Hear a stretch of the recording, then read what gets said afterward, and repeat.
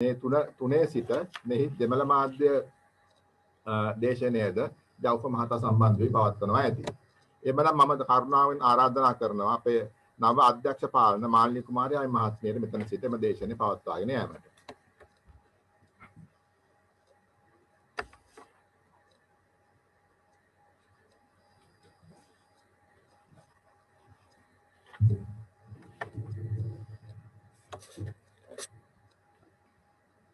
සියලු දෙනාටම සුබ සන්ධ්‍යාවක් වේවා.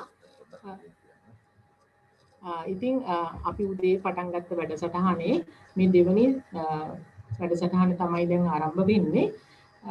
මම හිතන්නේ උදේ පැවතුනා මුදල් රෙගුලාසි සම්බන්ධයෙන් ඒ දේශනය කළ අපේ ප්‍රධාන කාර්යකාරීතුමා අමාත්‍යාංශේ මම හිතන්නේ ඔබතුමාලට අවශ්‍ය ඒ දැනුවත් කිරීම කරන්න ඇති.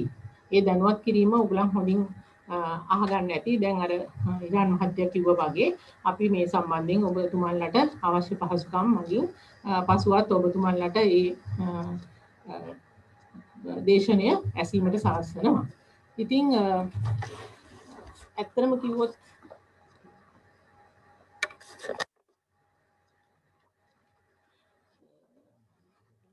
මම දැන් කරන්න හදන්නේ ආයතන සංග්‍රහය සහ කාර්යාල ක්‍රම කියන එක. එතකොට විෂය නිර්දේශයට ගියොත් ඔයගොල්ලන් මම හිතන්නේ මේ වෙනකොට බලලා ඇති.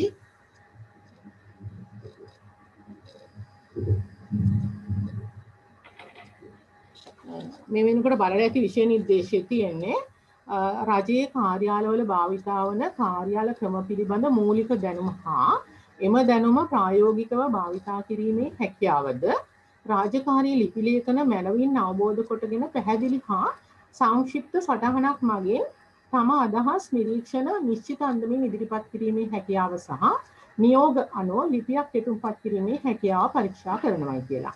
ඒ වගේම කියනවා 2009 2/20 දිනදී අංක 15/89 30 දරන කාර්ය පරිපාටික රීති ආයතන සංග්‍රහයේ 7 12 14 සහ 24 පරිච්ඡේද පිළිබඳ දැනුම පරීක්ෂා කරනවා කියලා. ඒතර මම හිතන්නේ මේ වෙනකොට ඕගොල්ලන් ආයතන සංග්‍රහය ගැන හැමෝම දන්නවා ඇති. මොකටද ආයතන සංග්‍රහයක් කියන්නේ? ආයතන සංග්‍රහය කියලා කියන්නේ අපේ පරිපාලන වශයෙන් තීරණ ගන්නකොට ඒ තීරණ සිදු කරන්න ඕනේ විදිහ සම්බන්ධයෙන් උපදෙස් තමයි එහෙම නැත්නම් ගයිඩ් එකක් තමයි අපි ආයතන සංග්‍රහය කියලා කියන්නේ. එතකොට ඇයි එහෙම උපදෙස් නිකුත් කරලා තියෙන්නේ? එහෙම උපදෙස් නිකුත් කරලා තියෙන්නේ හැම කෙනෙකුටම එක වගේ ඒ තීරණ ක්‍රියාත්මක වෙන්න ඕන නිසා. එහෙම නැති වුණොත් මොකද වෙන්නේ? එහෙම නැති වුණොත් එහෙම අපි හිතමු සමුද්‍රි සංවර්ධන අධ්‍යක්ෂ ජනරාල්තුමා එකම දෙයක් ගැන එක විදිහකටත් දිසාපතිතුමා තව විදිහකටත් අමාත්‍යාංශ ලේකම්තුමා තව විදිහකටත් ඔබ තවත් විදිහකටත් එහෙම තීරණ ගන්න පුළුවන්. ඉතින් ඒක වළක්වන්න තමයි මේ විදිහට අපිට ආයතන සංග්‍රහයක් මගින් උපදෙස් නිකුත් කරලා තියෙන්නේ පරිපාලන කටයුතු සම්බන්ධයෙන් රාජකාරී කටයුතු කරන්න ඕනේ කොහොමද කියලා. අපි හිතමුකෝ උදාහරණයක් විදිහට විශ්‍රාම පූර්ව නිවාඩු කියලා.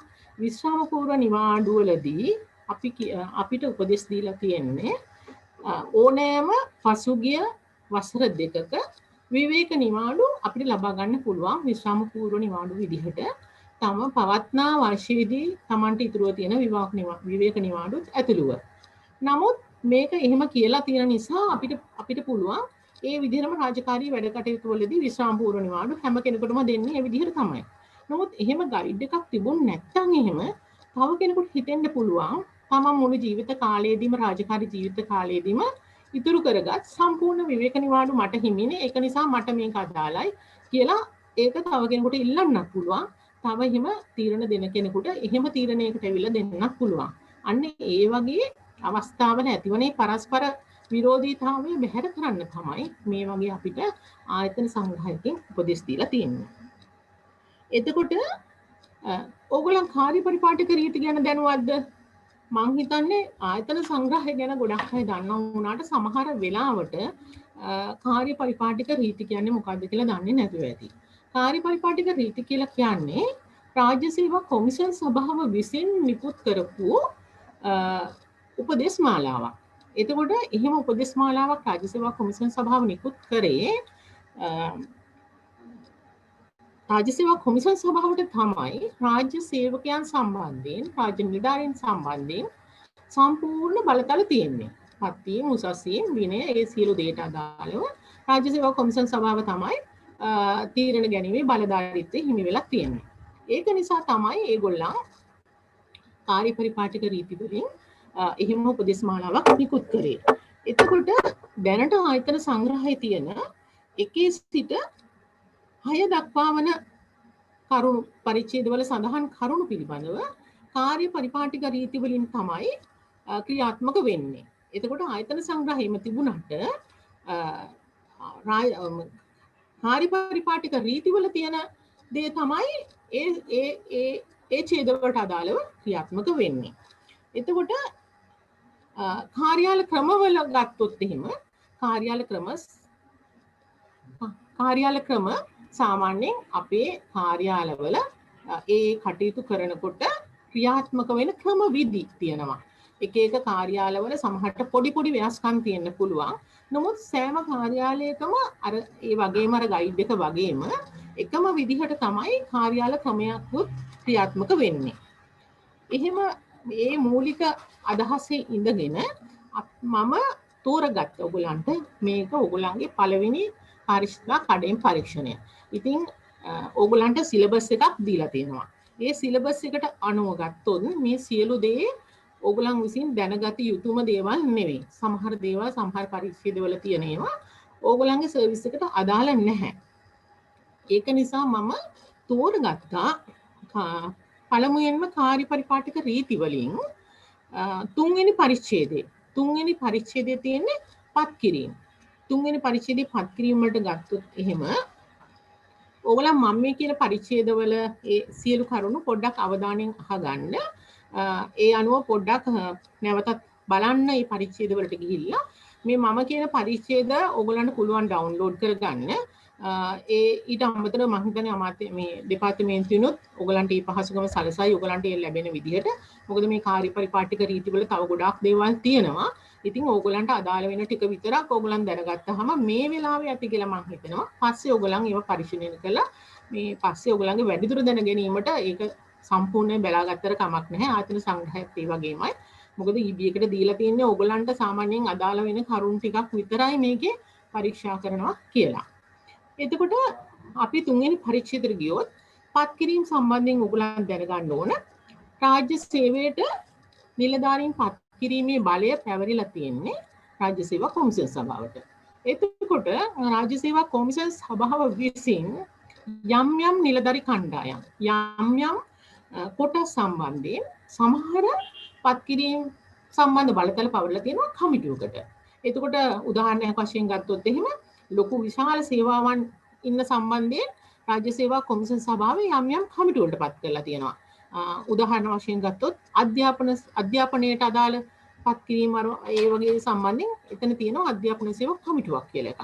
ඒ වගේම සෞඛ්‍යත් විශාල ශේෂ්ත්‍රයක් ගොඩාක් දෙනෙක් සම්බන්ධ වෙන තැනක්.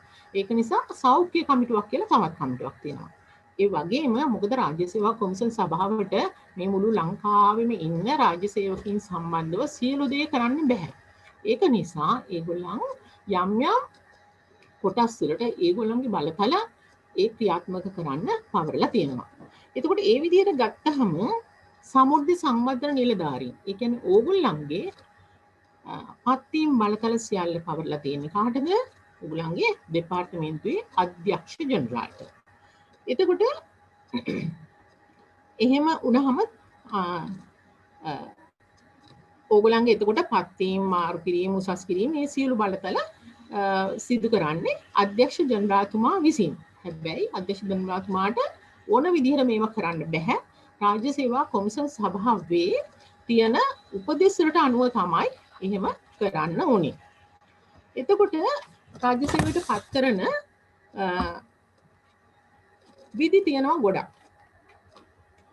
සමහර පත්වීම් කරනවා අනියම් ආදේශක කොන්ත්‍රාත් රාජකාරී ඉටු කරන වැඩ බලන ඉස්සිත තනතුරකට පත් කිරීම ඒ ඔක්කොම පත් කිරීම තමයි. ඒ වගේම රජයේ නිලධාරියෙකුගේ පවත්නා සේවා තත්ත්වය වෙනස් කරන්න. අපි හිතමු යා එක සේවා සර්විස් එකක ඉන්නවා. අපි කියමු යා ඉන්නවා ශ්‍රී ලංකා පරිපාලන සේවයේ. ශ්‍රී ලංකා ගණක අධිකාරී සේවයේ. එයා යම් අවස්ථාවක ශ්‍රී ලංකා පරිපාලන සේවයේ ඉල්ලලා විභාගේ පාසල යනවා. එතකොට යා ඉන්න සර්විස් එකෙන් වෙන සර්විස් එකකට යන්නේ. එතකොට එතෙන්ට යනකොට යාට ආපහු අලුතෙන් පත් කිරීමක්. ඒ වගේම රජයේ සේවයේ තනතුරක් දරන නිලධාරියෙකු රජයේ සේවයේ වෙනත් යම් තනතුරකට. ඒ වගේ කිව්වොත් එහෙම අපි කියමු අධ්‍යක්ෂ ජෙනරාල් තනතුරට එක්කෙනෙක් පත් කරලා ඉන්නවා. එතකොට අධ්‍යක්ෂ ජෙනරාල් තනතුරු කියන ඒවා දෙපාර්තමේන්තු ප්‍රධානී තනතුරු පත්වීම් බලධරයා වෙන්නේ අමාත්‍ය මණ්ඩලය. එතකොට එහෙම කෙනෙක්ව පත් කරනවා වෙන තනතුරකට. අපි කියමු අමාත්‍යාංශ ලේකම් කෙනෙක් කියන විදිහට. එතකොට යන්නේ ආපහු වෙනත් තනතුරකට පත් කිරීමක්. අන්න එහෙම තනතුරු. එතකොට තව පුළුවන් තනතුර අතහැර ගියාසේ සැලකූ තැනැත්තෙකු නැවත සේවයේ පිහිටවන්න. එහෙම ඒවා තියෙනවනේ ගොඩක් ඕගොල්ලන්ගේ එක හිටපු අය අර VOP ඉෂුව කරනවා කියලා කියන්නේ VOP ගිහිල්ලා ඉන්නවා. එතකොට එහෙම කෙනෙක්ව ආපහු නැවත සේවයේ පිහිටවන්න. එතකොට ආපහු අලුතින් පත්වීමක් විදියට තමයි යන්නේ. ඒ වගේම රජයේ සේවයෙන් විශ්‍රාමලත් රජයේ නිලධාරියෙකු හෝ විධිමත්ව ඉල්ලා අසූ රජයේ නිලධාරියෙකු හෝ නැවත සේවයට බඳවා ගැනීම හෝ නැවත සේවයේ පිහිටුවීම. එතකොට ඒකත් ආපහු අලුත් පත්වීමක් විදිහට තමයි යන්නේ. ඒ වගේම සේවයෙන් පහ කරනු ලැබුවා වූ තැනැත්තෙකු නැවත සේවයේ පිහිටුවීම. ඒ වගේම රජයේ සේවයේ කිසියම් සේවාවක ශ්‍රේණිගත උසස් කිරීම හැර රජයේ සේවයේ පහළ තත්ත්වයේ තනතුරකින් ඉහළ තත්ත්වයේ තනතුරකට රජයේ නිලධාරියෙකු පත් කිරීම. ඔන්න ඔය කියන විදිවලට මේ රාජ්‍ය නිලධාරීන් පත් කරන අවස්ථා ගොඩාක් තියෙනවා. හැබැයි මේකෙන් මෙන්න මේ තියෙනවා මේ 3 වෙනි පරිච්ඡේදයේ පත් කිරීම කියලා. ඒකේ 23 වෙනි ඡේදයේ මේවා විස්තර කරලා තියෙනවා. ඒකේ 5යි 6යි ඡේදවල කියනවා රජයේ සේවයෙන් විශ්‍රාමලත් රජයේ නිලධාරියෙකු හෝ විධිමත්ව ඉල්ලාසූ රජයේ නිලධාරියෙකු හෝ නැවත සේවයට බඳවා ගැනීම හෝ නැවත සේවයේ පිහිටුවීම කරන්න ඕනේ රාජ්‍ය සේවා කොමිෂන් සභාව විසින්මයි. දැන් අපි කියමුකෝ ඕගලන්ගේ සර්විස් එකේ ඉන්න කෙනෙකුගේ බලතල දැන් පවර්ලා තියෙනවා කියලා මං කියවනේ දෙපාර්තමේන්තු ප්‍රධානියාට. හැබැයි මෙන්න මෙහෙම කෙනෙක් සම්බන්ධයෙන් විශ්‍රාම ගිහිල්ලා නැවත සේවයට පත් කරනු ලැබුණ කෙනෙක් සම්බන්ධයෙන් කටයුතු කරන්න දෙපාර්තමේන්තු ප්‍රධානියාට බෑ. ඒක අනිවාර්යයෙන්ම යන්න ඕනේ රාජ්‍ය සේවා කොමිෂන් සභාවට. ඒ වගේම සේවයෙන් පහ කරනු ලැබුවා වූ තැනැත්තෙකු නැවත සේවයේ පිහිටුවීම. ඕනම සර්විස් එකක ඕගොල්ලන්ගේ සේවයේද එහෙම නැත්නම් ග්‍රාම නිලධාරී කෙනෙක්ද නැත්නම් තව පරිපාලන සේවයේද ඕනම සේවයක නිලධාරියෙක් ඕනම තනතුරකට නිලධාරියෙක් සේවයෙන් පහ කෙරුවා නම් ඒ ආව නැවත සේවයේ පිහිටුවීමක් කරනවා නම් ඒ තීරණය ගන්නේ රාජ්‍ය සේවා කොමිෂන් සභාවෙන්.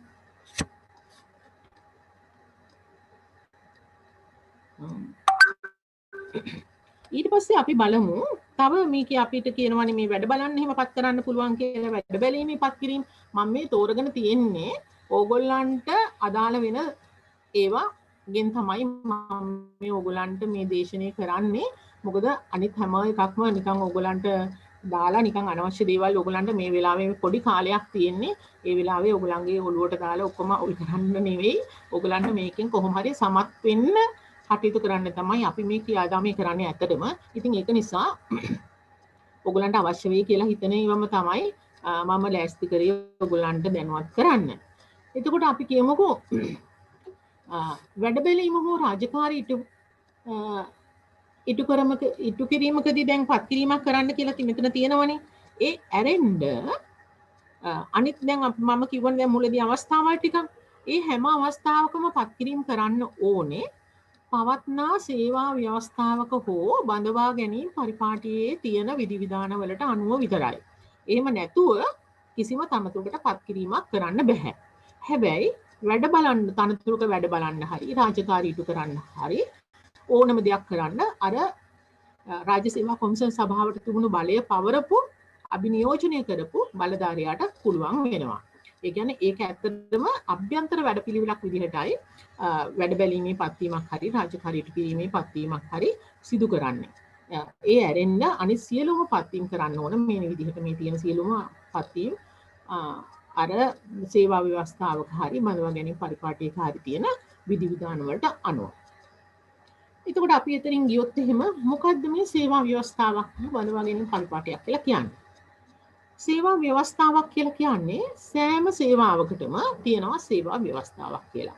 සේවාවකට කිව්වොත් එහෙම උදාහරණ වශයෙන් ගත්තොත් එහෙම ශ්‍රී ලංකා පරිපාලන සේවය, ශ්‍රී ලංකා ගණකාධිකාරී සේවය, ශ්‍රී ලංකා විද්‍යාත්මක සේවය, ශ්‍රී ලංකා කෘෂිකාර්මික සේවය, අන්න ඒ වගේ හඳුනාගත්ත සේවාවන් මං හිතන විදිහට මට හරියට මතක නෑ මේ වෙලාවේ මං හිතන්නේ මේ වෙනකොට 15ක් විතර තියෙනවා ඒ වගේ හඳුනාගත්ත සේවාවන්. ඒවා දීප ව්‍යාප්තව විසිරලා තියෙන වැඩි දෙනෙක් සම්බන්ධ වෙලා ඉන්න සේවාවන් විදිහට තමයි සැලකන්නේ. ඒවට තියෙනවා සේවා ව්‍යවස්ථාවක්. ඒ වගේම අනුමත තනතුරකට යම් අනුමත තනතුරකට බඳවා ගැනීම උසස් කිරීම සම්බන්ධයෙන් සියලුම කරුණු ඇතුළත් වෙන්නේ බඳවා ගැනීම පරිපාටියක. ඒ වගේ ඕගොල්ලන්ට තියෙන තනතුරක් සමුද්දි සංවර්ධන නිලධාරී තනතුර. එතකොට ඒ තනතුරට තියෙන්නේ බඳවා ගැනීමේ පරිපාටියක්.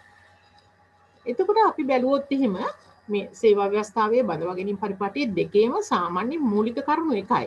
වෙනස් වෙන්නේ නැහැ. එතකොට අපි බැලුවොත් බඳවා ගැනීම පරිපාටියට. ඒ කියන්නේ ඔබට අදාළ වෙන බඳවා ගැනීම පරිපාටියට ඇතුළත් වෙන්න ඕනේ මූලික කරුණු කිහිපයක් තියෙනවා. මූලික කරුණු කිව්වොත් එහෙම බඳවා ගැනීමේ සුදුසුකම්. බඳවා ගැනීමේ සුදුසුකම් තියෙන්න ඕන බඳවා ගැනීමේ පරිපාටිය ඇතුළත් වෙලා. ඒ වගේම ඒ කියන්නේ මූලික සුදුසුකම. මොන සුදුසුකමින්ද ආපෝසෝ සාමාන්‍ය පෙළද, ආපෝසෝ උසස් පෙළද, ඩිග්‍රී එකද එහෙම කියලා ඒකේ පැහැදිලිව කියලා තියෙන්න ඕන. ඒ වගේම තියෙන්න ඕන බඳවා ගැනීමේ ක්‍රමය. කොහොමද බඳවා ගැනීමේ ක්‍රමය? බඳව ගන්නේ කොහොමද? ලිඛිත පරීක්ෂණයක් මගින්ද, සම්මුඛ පරීක්ෂණයක් මගින්ද, වෘත්තීය පරීක්ෂණයක් මගින්ද, එහෙම නැත්නම් ලිඛිත පරීක්ෂණයකයි සම්මුඛ පරීක්ෂණයයි ප්‍රතිඵල මත දෙකෙන්මද අන්න ඒ වගේ තියෙන්න ඕන. එතකොට තියෙන්න ඕන වැටුප් පරිමාණය. මොන වැටුප් පරිමාණයටද ඔබව මේ තනතුරට බඳව ගන්නෙ. ඒ වගේම තියෙන්න ඕන සේවා කොන්දේසි. එක එක ඔබේ සේවයට අදාළව කොන්දේසි. ඔබ මෙච්චර කාලයක් අවුරුදු 3ක් මෙහෙම දුෂ්කර සේවයේ දෙන්න ඕන. අන්න ඒ වගේ එහෙම සර්විස් එකට අදාළව කොන්දේසි තියෙන්න ඕන. එතකොට ඔබ අවුරුදු 3ක් ඇතුළත කාර්යක්ෂමතා කඩින් පරීක්ෂණයේ සමත් වෙන්න ඕන. ඒවා කොන්දේසි. අන්න ඒ වගේ තියෙන්න ඕන. ඒ වගේම තියෙන්න ඕන උසස් වීමේ ක්‍රමවේදය. ඔබ මේකේ අපි බඳවා ගැනීම පරිපාටියකින් බඳව ගන්න ඔබ මේ තනතුරට අදාළව ශ්‍රේණි සඳහන් කරලා තියෙනවා. ඔබ දැන් බඳවගෙන තියෙන්නේ මොන ශ්‍රේණියටද? 3 වෙනි ශ්‍රේණියට. එතකොට 3 වෙනි ශ්‍රේණියෙන් 2 ශ්‍රේණියට උසස් කිරීම කරන්න තියෙනවා. 2 ශ්‍රේණියෙන් එකට උසස් වීම කරන්න ඕනේ. එතකොට එහෙමනම් ඒ 3 ඉඳලා 2ට උසස් වෙන්න මොනවද සපුරාලීට සුදුසුකම්? ඔන්න ඔය වගේ අත්‍යවශ්‍යයෙන්ම බඳවා ගැනීම පරිපාටියක ඒ කරුණු ඇතුළත් වෙන්න ඕනේ.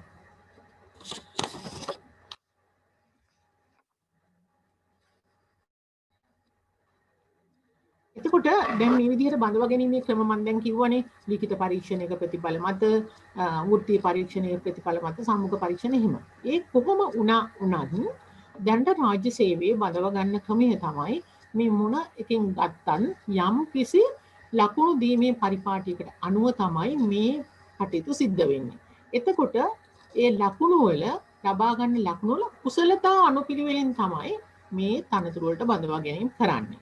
කුසලතා අනුපිළිවෙල කියන්නේ වැඩිම ලකුණු ගත්ත. අපි කියමු සමුද්‍ර සංවර්ධන නිලධාරී තනතුරට විභාගයක් තියලා මූලික සුදුසුකම් තියෙන විභාගයක් තියලා ලිඛිත පරීක්ෂණයකුයි සම්මුඛ පරීක්ෂණයේ ප්‍රතිඵලවලිනුයි දෙකෙන්ම තමයි ගන්න.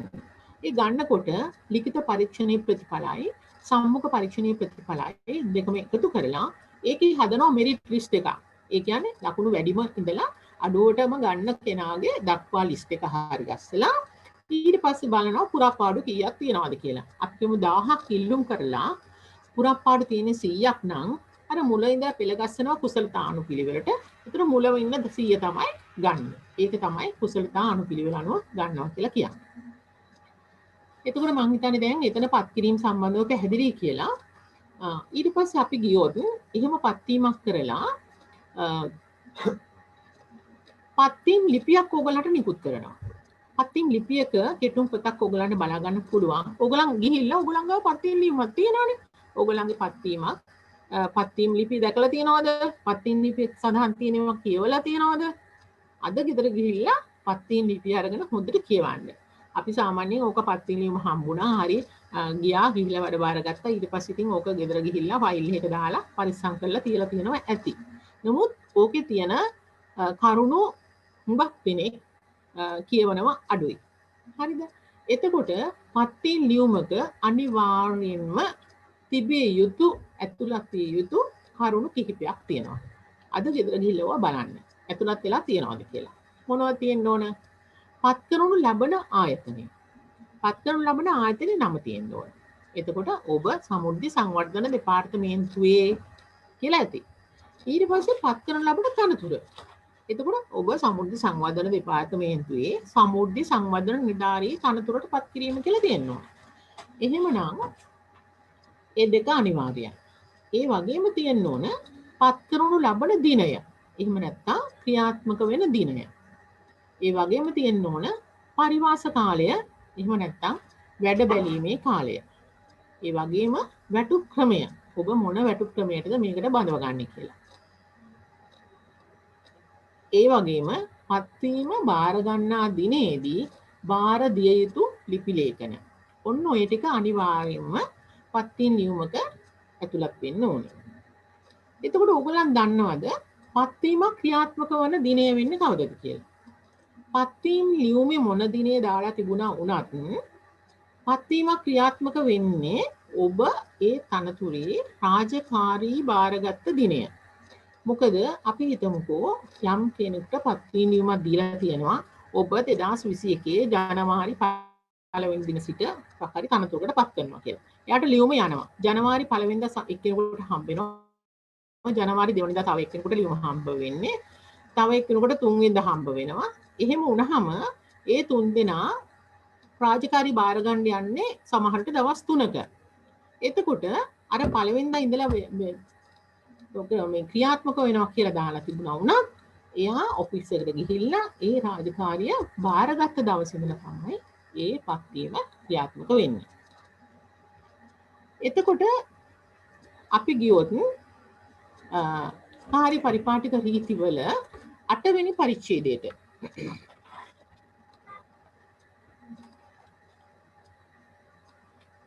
අටවෙනි පරිච්ඡේදයේ තියෙනවා පරිවාස කාලය, වැඩ බැලීමේ කාලය හා පත්වීම ස්ථිර කිරීම සම්බන්ධයෙන්. එතකොට ඕගොල්ලන්ගේ පත්වීම් ලියුමෙත් තියෙනවා යම් කිසි පරිවාස කාලයකට පත් කරලා. ඒකේ තියෙනවා යම් කිසි අවුරුදු ගාණක්. අනිවාර්යයෙන්ම රාජ්‍ය සේවයට අලුතින් පත් කිරීමක් ලබලා එන කෙනෙකුට අවුරුදු 3ක පරිවාස කාලයකට යටත් වෙන්න ඕනේ. ඇයි මොකටද මේ පරිවාස කාලය කියලා එකක් තියෙන්නේ? පරිවාස කාලයකට යටත් අවුරුදු 3ක පරිවාස කාලයකට යටත් වෙන අලුතින් වෙන කෙනෙකුට. ඒ වගේම සමහර කෙනෙක් ඉන්න පුළුවන් රාජ්‍ය සේවයේම තවත් අනතුරක් දරලා වෙනත් අනතුරකට එන. එහෙම කෙනෙකුට දෙන්නේ අවුරුදු 1ක වැඩ බැලීමේ කාලයක්. එතකොට පරිවාස කාලයකට යටත් කරලා ඇයි මේ අපි මෙහෙම පත්වීමක් දෙන්නේ? ඒකෙදී පරිවාස කාලයකට හෝ වැඩ බැලීමේ කාලයකට හෝ යටත්කොට පත්වන රජ නිලධාරික තම පත්වීම් ලිපියෙන් බැඳුණු යුතුයකම් හා වගකීම් එම කාලය තුලදී නොපිරිහෙලා ඉටු කරමින්ද යහපත් හැසිරීම තුලින්ද කාර්යක්ෂම ලෙස සේවය කිරීම මගින්ද තමා රජයේ සේවය සඳහා සුදුසුක බව සනාථ කළ යුතු වන්නේය. ඒතර මොකක්ද කියන්නේ? ඔබ රාජ්‍ය සේවයට සුදුසු පුද්ගලයෙක්ද කියලා සොයා බලන පරීක්ෂණය කරන කාලයක් විදිහට තමයි මේ පරිවාස කාලය සඳහන් වෙන්නේ. ඒක තියෙනවා මේ 8 වෙනි පරිච්ඡේදයේ 98 කියන ව්‍යවස්ථාවේ යටතේ 98 ඡේදයේ ඒක කියලා තියෙනවා. එතකොට එහෙමනම් මේ පරිවාස කාලය තුලදී ඔබට දෙන රාජකාරී කටයුතු ඔබ හරි විදිහට ඉටු කරන්න ඕන. ඔබ හොඳින් විනය පාලනය කරගෙන ඉන්න ඕන. හොඳට හැසිරීම ඔබගේ හැසිරීම සතුටුදායක වෙන්න ඕන.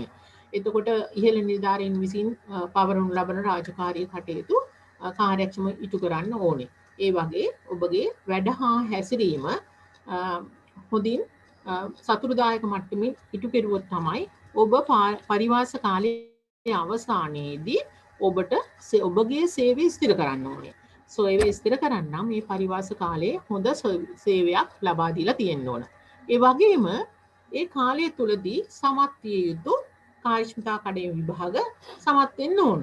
ඒ අනුව තමයි ඔබට මේ පළවෙනි කාර්යක්ෂමතා කඩයිමෙන් සමත් වෙන්න කියලා කියන්නේ. ඔබ තාම මම දන්නේ නැහැ හරියටම මොන මේ දවස්වල පත්වෙච්ච අයද කියලා. මොකද මම මේ අලුතින් ආව නිසා මම ඔයගොල්ලන් ගැන හරියට මෙහෙම දන්නේ නැහැ.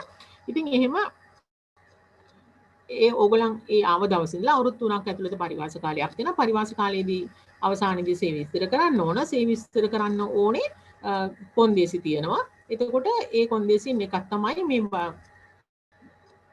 කාර්යක්ෂමතා කඩීම සමත් වෙන්න කියලා. ඒක සපුරාලන්න තමයි අපි මේ ඕගොල්ලන්ට උදව් කරන්නේ. එතකොට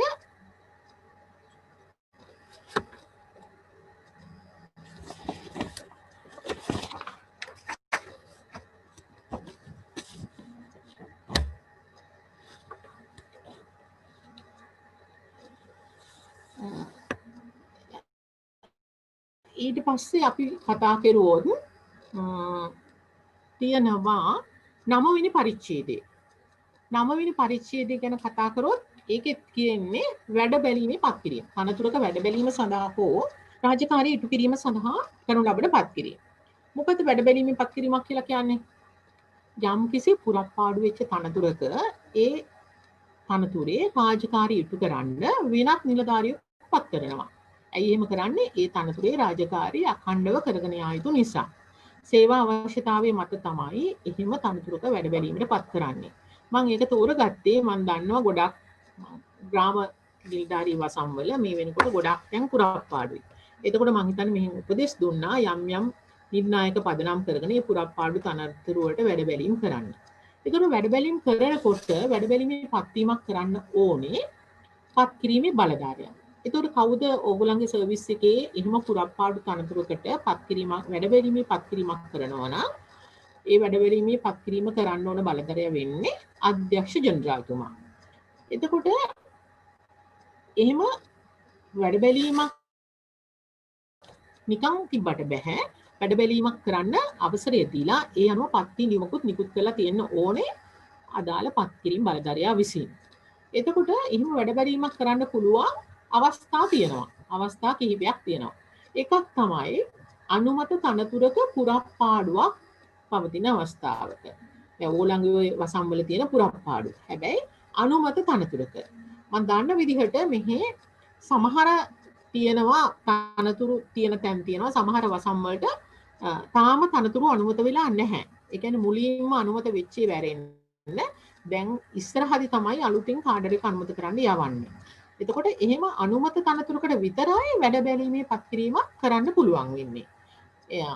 අනිත් එක තමයි අනුමත තනතුරක සේවය කරන නිලධාරියෙක් යම් කිසි කාල සීමාවකට එතනින් ඉවත් වෙලා තියෙන්න පුළුවන්. අන්න එහෙම අවස්ථාවකත් අධ්‍යක්ෂ ජනරාල්තුමාට පුළුවන් ඒ තනතුරේ වැඩ බැලීමට පත් කරන්න. එහෙම නැත්නම් රාජකාරී ඉටු කිරීමට පත් කරන්න.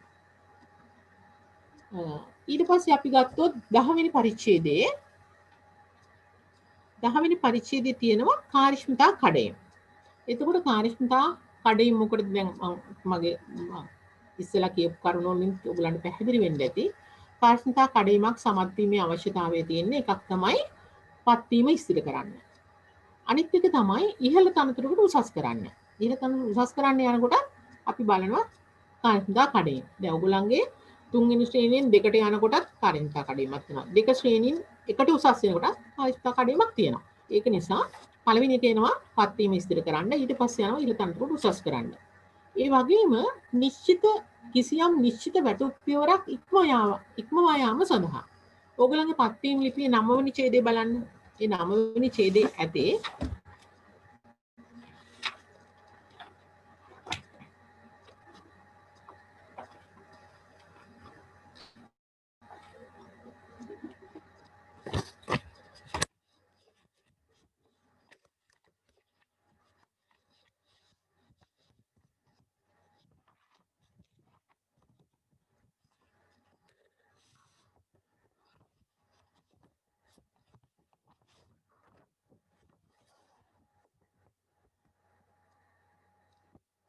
පත්වීම ලිපි 9 වෙනි ඡේදයේ තියෙනවා මෙම තනතුරට හිමි මාසික වැටුප් පරිමාණය 2016-2.25 දිනේදී රාජ්‍ය පරිපාලන චක්‍රලේඛාංක 3/2016 MN 1/2016 අනුව වැටුප් ක්‍රමය දීලා වන අතර එම වැටුප ඔබට හිමි වන්නේ 2020 දින සිට වේ. මෙම චක්‍රලේඛයේ උපලේඛන දෙකෙහි විධිවිධාන පරිදි 18728ක වැටුප් පියවරේ 2017 11 දින සිට ඔබ පිටුවනු ලැබේ. මේට අමතරව රජයේ නිලධාරීන් වෙත රජය විසින් කලින් කලට ගෙවනු ලබන වෙනත් දීමනද ඔබට හිමි වේ. තවද තුන්වන ශ්‍රේණියට පත් වී වසර 3ක් ඇතුළත පළමු කාර්යක්ෂමතා කඩයිමද දෙවන ශ්‍රේණියට උසස් කිරීමෙන් පසුව වසර 3ක් ඇතුළත දෙවන කාර්යක්ෂමතා කඩයිමද පළවන ශ්‍රේණියට උසස් කිරීමෙන් පසුව වසර 5ක් ඇතුළත තුන්වන කාර්යක්ෂමතා කඩයිමද බඳවා ගැනීමේ පරිපාටියේ දැක්වෙන ආකාරයට ඔබ සමත් විය යුතුය. එතකොට ඒත් එක්කම කියනවා අදාළ කාලය තුල කාර්යක්ෂමතා කඩයිමක් ඉක්මවා යාමට ඔබ අපොහොසත් වූහොත් අකාර්යක්ෂමතාවය මත ඔබගේ පත්වීම අවසන් කරනු ලැබේ කියලා. මෙහෙම කියලා තියෙන්නේ මේක අවශ්‍යතාවයක් තියෙන නිසා. මම කිව්වනේ මේ රාජ්‍ය සේවයේ තියාගන්නවද නැද්ද? තවදුරටත් තියාගන්නවද නැද්ද කියලා තමයි මූලිකවම බලන්නේ. ඊට පස්සේ මේ උසස් වීමක් ලබන්න සුදුසුද නැද්ද කියලා තමයි බලන්නේ. ඒක නිසා කාර්යක්ෂමතා කඩයිමක් නියමිත දිනයට සමත් වීම අත්‍යවශ්‍ය වෙනවා. එතකොට හැබැයි කාර්යක්ෂමතා කඩයිමක් සමත් වෙන්න දෙපාර්තමේන්තු ප්‍රධානියාගේ වගකීමක් වෙනවා. බඳවා ගැනීම පරිපාටියේ සඳහන් වෙනවා කාර්යක්ෂමතා කඩයිමක් වසරකට දෙවතාවක් පවත්වන්න කියලා. ඒතර ඒ වගේම රාජ්‍ය සේවා කොමිෂන් සභා කාර්ය පරිපාටික රීතිවල කියනවා අවස්ථා 6ක් ඒ කියන්නේ පරිවාස කාලයේ සාමාන්‍යයෙන් අවුරුදු 3ක් නේ. ඒක නිසා අවස්ථා 6ක් දෙන්න කියලා. එතකොට ඒ අවස්ථා 6 තුළදී සමත් වුණොත් ඕගොල්ලන් නියමිත දිනේට සමත් වූ වාසිය සලකනවා. එතකොට එහෙමත් දීලා සමත් නොවුනොත් එහෙම කරන දඬුවමක් තියෙනවා. ඒ තමයි වැටුප් වර්ධක විලම්භනය වෙනවා. වැටුප් වර්ධක විලම්භනය වෙනවා කියලා කියන්නේ අපිට මේ වැටුප් වර්ධකේ කවදාකවත් මුළු සර්විස් එකේ ඉවර වෙන තුරුම අපිට ඒක අපහු ලබා ගන්න බෑ. ඒ පාඩුව දිගටම තියෙනවා. ඒ කියන්නේ අපි කියමු මේ 2000 ඉඳලා 2002 දක්වා වැටුප් වර්ධකේ විලම්භනය වුණොත් අපිට 2000 ඉඳලා 2002 දක්වාම මේ සමත් වෙන්න බැරි වුණොත් නියමිත කාලය තුල ඒ අතරදී වැටුප් වර්ධක අපිට හම්බ වෙන්නේ නැහැ. ඒ වැටුප් වර්ධක අහිමි වීම මුළු සර්විස් එක පුරාවටම තියෙනවා. ඒක අපිට මුදලින් පාඩුයි, උසස් වීම වලදී පාඩුයි, ජේෂ්ඨත්වයෙන් පහළ යනවා. ඒ වගේ ගොඩාක් තියෙනවා. ඒවා එච්චර හිතන්න ඕනේ. මම ඒක මෙතන නිකමට කිව්වේ එහෙම නියමිත දිනට අසමත් වුණොත් වැටුප් වර්ධක විලම්භනය වෙනවා. ඒක නිසා ඔයගොල්ලන් මතක තියාගන්න නියමිත කාර්යක්ෂමතා කඩේමක් දැන් මේකෙන් වගේම ඉස්සරහදී තව තියෙනවා කාර්යක්ෂමතා කඩේම විභාග ඔයගොල්ලන් උසස් වීම වල ඉස්සරහදී ඒ අවස්ථාවල ඒ නියමිත විදිහට සමත් වෙන්න ඔයගොල්ලන් වැඩ කටයුතු කරගන්න ඕනේ. ඊට පස්සේ අපි ගියොත් 15 වෙනි පරිච්ඡේදයේට කාර්ය පරිපාටික රීතිවල තනතුර අතහැර යාම.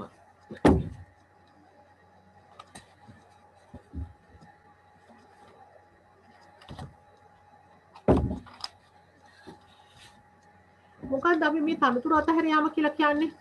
ඕගලන් කියනවනේ VOP ගහලා කියලා එහෙම කියනවනේ. දන්නවද? මොකක්ද කියන්නේ? විධිමත් පරිදි නිවාඩු අනුමත කර නොගෙන සේවයට වාර්තා නොකර සිටීම. අපි කාටවත් බෑ තමන් එන්නේ නැති බව නොදන්වා ඉන්න බෑ ගෙදරට වෙලා. අපි රාජ්‍ය සේවකයෝ විදිහට අපි රාජකාරියට එදාට වාර්තා කරන්න බැරි නම් අපි ඒක දැනුම් දෙන්න ඕන.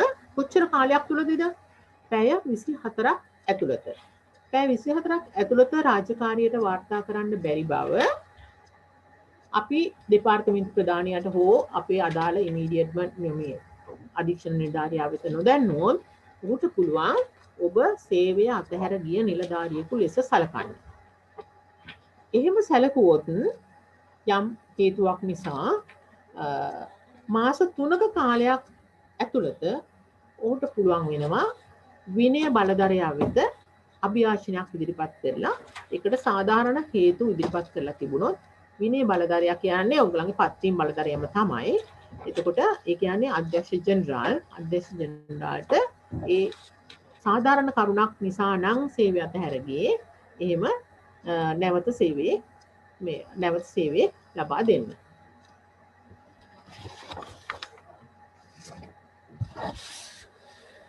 ඊට පස්සේ ගත්තොත් එහෙම 18 වෙනි පරිච්ඡේදය 18 වෙනි පරිච්ඡේදයේ තියෙන්නේ ස්ථාන මාරු. මම කිව්වනේ මම ඕගොල්ලන්ට සාමාන්‍යයෙන් ඕගොල්ලන්ට දැනගන්න අවශ්‍ය වෙන තොරතුරු විතරයි මේ රාජ්‍ය සේවා කොමිස් සභා කාර්යපරිපාටික රීති වලින් ගන්නෙ. නැත්තම් මේකේ කාර්යපරිපාටික රීති වල ගොඩක් තව දේවල් තියෙනවා. ඉතින් ඒව ඇත්තටම ඕගොල්ලන්ට දැනගන්න එච්චර අවශ්‍ය නැහැ මේ වෙලාවේ. ඒක නිසා ඕගොල්ලන්ට අදාළ වෙන ඕගොල්ලන් දැනගත යුතු ඕගොල්ලන්ට බලපාන කරුණු විතරයි මම මේ වෙලාවේදී ඕගොල්ලන්ට මේ දැනුවත් කරන්නේ. ඕගොල්ලන්ගේ මේ මූලික දැනුමක් තමයි මම හිතන්නේ අපි මේ පළවෙනි කාර්යශිෂ්ඨ කඩේමින් බලාපොරොත්තු වෙන්නේ. එතකොට ස්ථාන මාරු. ස්ථාන මාරුවක් කියලා කියන්නේ මොකද්ද? ස්ථාන මාරුවක් කියලා කියන්නේ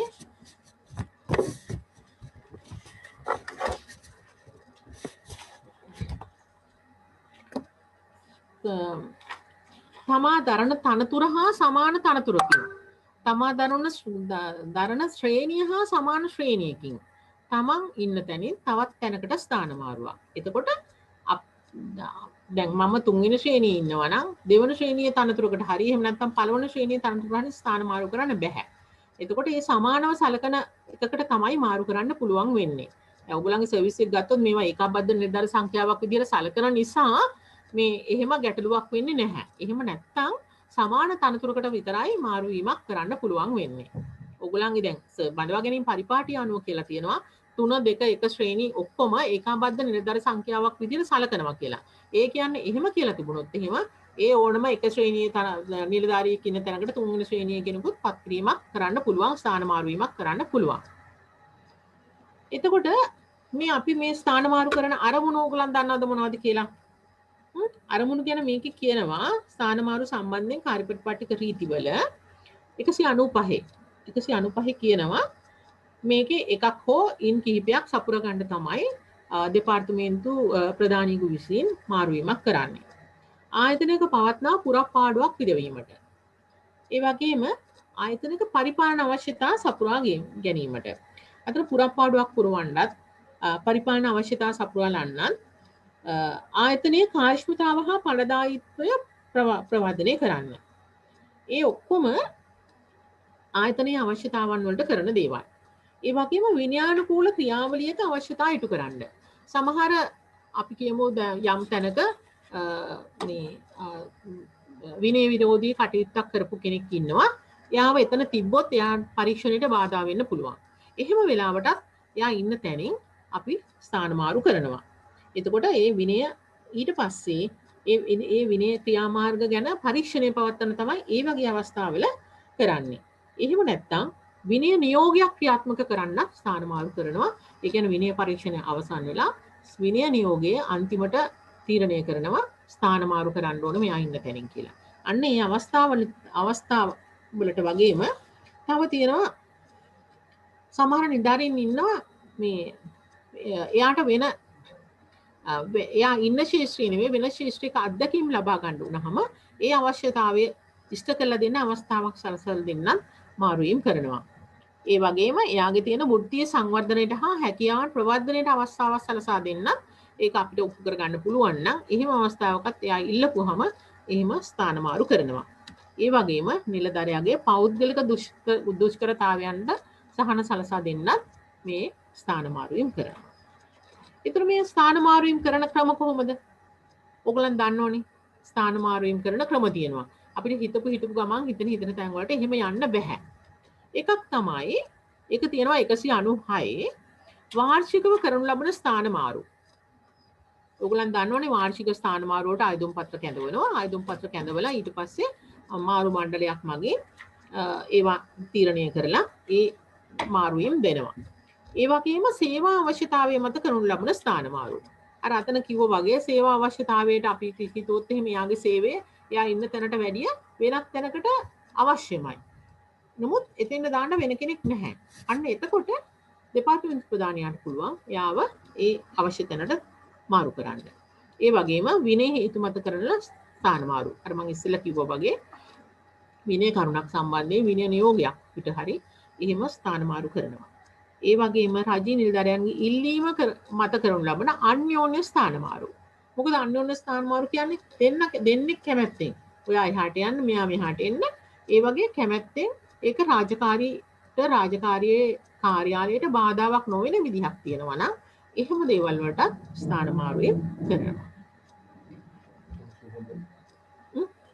සුහද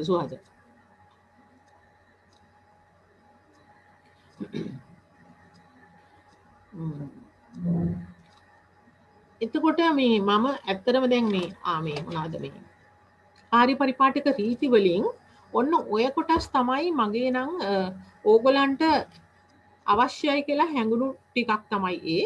මොකද මේ අනිත් ඒවා මේ වෙලාවේ ඕගොල්ලන්ට ඉච්චර අවශ්‍ය නැහැ. එතකොට අපි ආයතන සංග්‍රහයට ගියත් ආයතන සංග්‍රහයත් ඕගොල්ලන්ට කියලා තියෙනවානේ යම් පරිච්ඡේද 4යි කියන්නේ. මොනවද? එකක් තමයි වැටු. අනිත් එක තමයි නිවාඩු. අනිත් එක තමයි දිවයින ඇතුළත රාජකාරී ගමන්. අනිත් එක තමයි වැටුප් ණය සහ අත්තිකාරම්. ඒතකොට ඒකෙනුත් මම තෝරගත්තා ඔයගලන්ට අත්‍යවශ්‍ය වෙන කොටස් කීපයක් විතරක්. එතකොට ආයතන සංග්‍රහයක් ඔයගලන්ට සම්පූර්ණ ආයතන සංග්‍රහය අවශ්‍ය වෙන්නේ නැහැ. මේ පරිච්ඡේද ටික විතරක් ඔයගලන් බලන්න.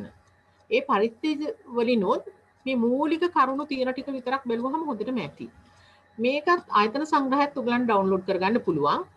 ඒකටත් මෙහෙම මොන හරි සමහරට විධිවිධාන යොදයි. ඒ අවශ්‍ය තොරතුරු ටික දෙන්න. ඒකත් අපි බලන්න. එතකොට 7 වෙනි පරිච්ඡේදය තමයි වැටුප් ගැන සඳහන් වෙන්නේ.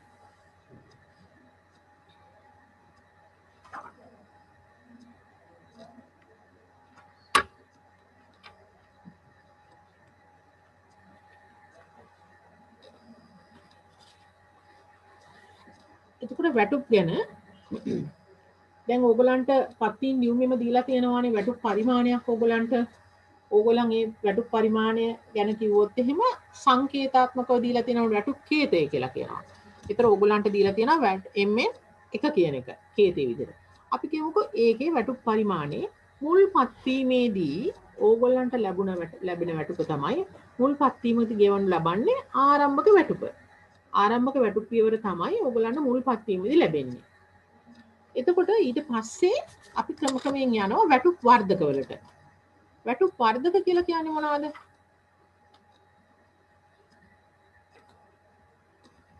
වැටුප් වර්ධක කියන එක තියෙනවා ආයතන සංග්‍රහයේ මේ 7 වෙනි පරිච්ඡේදයේ 10 වෙනි ඡේදය යටතේ කියනවා වැටුප් වර්ධක. මොනවද කියන්නේ?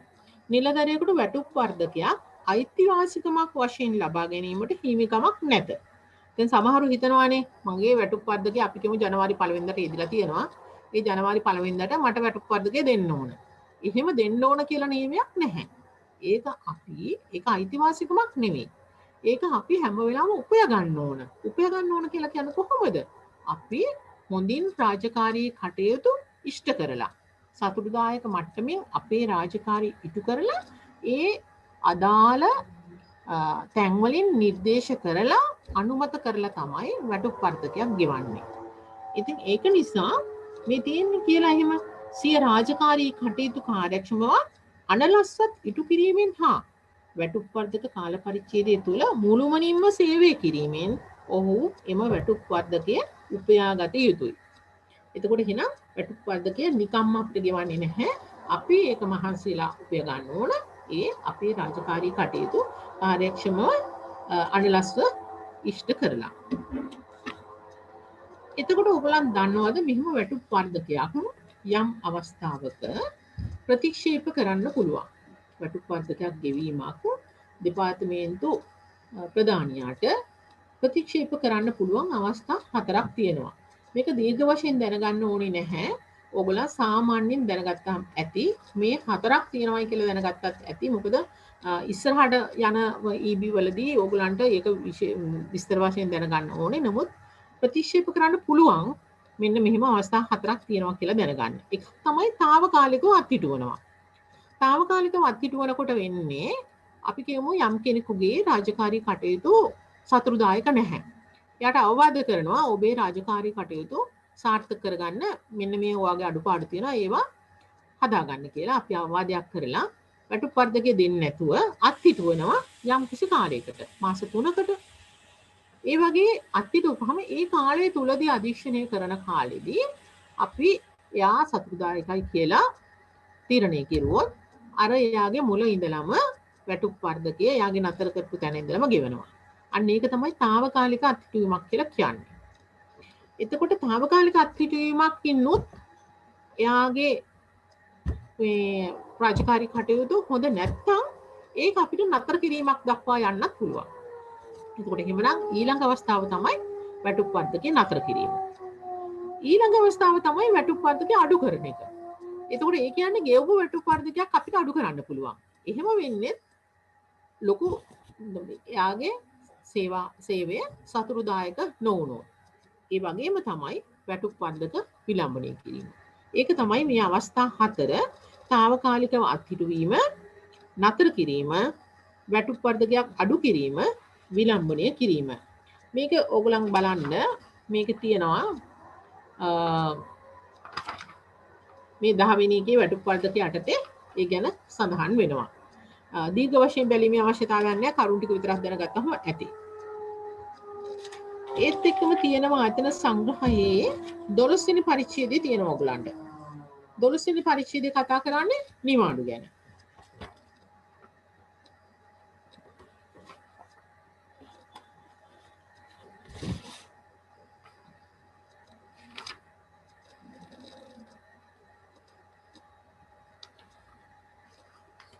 නිවාඩු වුණොත් මම ගත්තේ ඔයගලන් සාමාන්‍යයෙන් ඔයගලන්ට දැනගත යුතු ඒවා ටික විතරයි.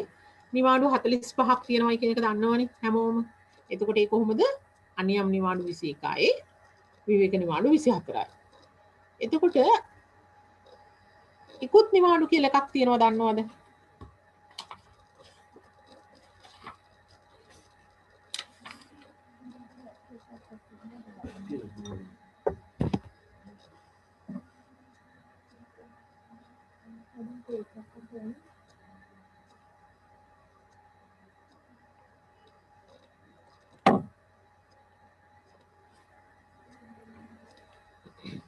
අපි කියමුකෝ එක අවුරුද්දක නිලධාරියාට තියෙන විවේක නිවාඩු ඉවර වෙනවා. ඒ විවේක නිවාඩු ඉවරුණාට පස්සේ අපිට පුළුවන් මේ ඉක්ුත් නිවාඩු කියන එක ගන්න. ඒක අපේ අවශ්‍යතාවයකට ඒ කියන්නේ අසනීපයකට හරි එහෙම වුණොත් එහෙම අපිට පුළුවන් ඉක්ුත් නිවාඩු කියලා ගන්න. මොනවද අපිට ඉක්ුත් නිවාඩු කියලා කියන්නේ? අවුරුදු 2ක් සඳහා ඉතිරිව තිබෙන විවේක නිවාඩු. ඒ කියන්නේ පසුගිය අවුරුදු 2ක ඉතුරු වෙලා තියෙන අනුගාමී වර්ෂ 2ක ඉතුරු වෙලා තියෙන විවේක නිවාඩු. ඒතර අපි කියමුකෝ දැන් මේ 2020නේ 2020 දී මට තියෙන විවේක නිවාඩු ටික ඉවරයි. හැබැයි මට තව නිවාඩු 10ක් මදි. මට මේ අවුරුද්දට තව නිවාඩු 10ක් මට ගන්න අරගෙන තියෙනවා. නමුත් ඒකට නිවාඩු නැහැ. එතකොට එහෙමනම් මට පුළුවන් මගේ අපි කියමු 2019යි 18යි අවුරුදු දෙකේදී මට ඉතුරු විවේක නිවාඩු තියෙන දවස් 15ක්. ඒතර මට ඉල්ලීමක් කරන්න පුළුවන්. මට මේ සඳහා මේ නිවාඩු 10 සඳහා අර වර්ෂවල ඉතිරි නිවාඩු වලින් ඉක්ුත් නිවාඩු විදිහට මට ලබා දෙන්න කියලා. අන්න ඒක තමයි අනුගාමී වසර දෙකක එක ළඟ තියෙන වසර දෙකක ඉතිරි නිවාඩු විතරයි ගන්න පුළුවන්. ඒකත් ඉවර වුණොත් හැබැයි ඕනෑම එක වර්ෂයකදී ගන්න පුළුවන් අවුරුදු දෙකක නිවාඩු විතරයි. හරිද? අපි කියමු ලබන අවුරුද්දෙත් මට ওই දෙයම වෙනවා. මගේ විවේක නිවාඩු ඉවර වෙනවා. එතකොට මට ආපහු ගන්න පුළුවන් ඊට කලින් අවුරුදු වල මං කියන්නේ 2014 15 එහෙම තිබුණොත් එහෙම ඒ වර්ෂ දෙකේ නිවාඩු තිබුණොත් එහෙම ගන්න පුළුවන්. ඒකට තමයි ඉක්ුත් නිවාඩු කියලා කියන්නේ. විවේක ඒක දෙන්නේ විවේක නිවාඩු ඉවරුනහම වෛද්‍ය හේතුන් මත තමයි පෙර වර්ෂ දෙකක Tamanට වාසිදායක විදිහට ගන්න පුළුවන්. එතකොට එක අවුරුද්දකට ගන්න පුළුවන් වෙන්නේ වර්ෂ දෙකක ඉතිරි නිවාඩු විතරයි. තව තියෙනවා විශ්‍රාම පූර්ව නිවාඩු. මොනවාද විශ්‍රාම පූර්ව නිවාඩු? විශ්‍රාම පූර්ව නිවාඩු කොහොමද දෙන්නේ? ඒකත් Taman ඉතිරි කරගත්ත ඕනෑම පෙර වසර දෙකක විවේක නිවාඩු. එතකොට අපි ඉතුරු කරගත්තා කියලා මුළු අවුරුද්දෙම විවේක නිවාඩු ඉතුරු උනායි කියලා අපිට විශ්‍රාම පූර්ව නිවාඩු විදියට ගන්න බෑ. විශ්‍රාම පූර්ව නිවාඩු උපරිම ගන්න පුළුවන් මාස 3යි. එතකොට ඒ ගන්න පුළුවන් වෙන්නේ ඕනෑම වසර දෙකක වැඩිපුරම ඉතුරු වෙලා තියෙන නිවාඩු වලින් තමයි ගන්න අපි. ඒට අමතරව අපිට ගන්න පුළුවන් පවත්නා වර්ෂයේ ඉතිරි විවේක නිවාඩු ටිකක්. ඒකතු කරපුවාම තමයි අපිට විශ්‍රාම පූර්ව නිවාඩු හැදෙන්නේ. තව අපිට ගන්න පුළුවන් නිවාඩු තියෙනවා මැතිවරණ කටයුතු සඳහා. ඔගොල්ලොත් අරගෙන ඇතිනේ. මැතිවරණ කටයුතු සඳහා නිවාඩු දෙනකොට ඒක යන්නේ විශේෂ නිවාඩුවක් විදිහට. ඒ විශේෂ නිවාඩුවේ අඩුම කාලය තමයි ජනාධිපතිවරණයක් සඳහා පැය 4ක් දෙනවා. ඒක තීරණය වෙන්නේ සාමාන්‍යයෙන් දුර ප්‍රමාණය අනුව. ඒතකොට මම මේ කියන්නේ අවම කාලය මේ ආයතන සංග්‍රහයේ තියෙන විදිහට. ඒ වගේම පාර්ලිමේන්තු මැතිවරණයකට දෙනවා පැය 4ක්. ජනමත විචාරණයකටත් දෙනවා පැය 4ක්. පළාත් පාලන මැතිවරණයකට දෙන්නේ පැය 2ක්. මේ ආයතන සංග්‍රහයේ විධිවිධාන අනුව.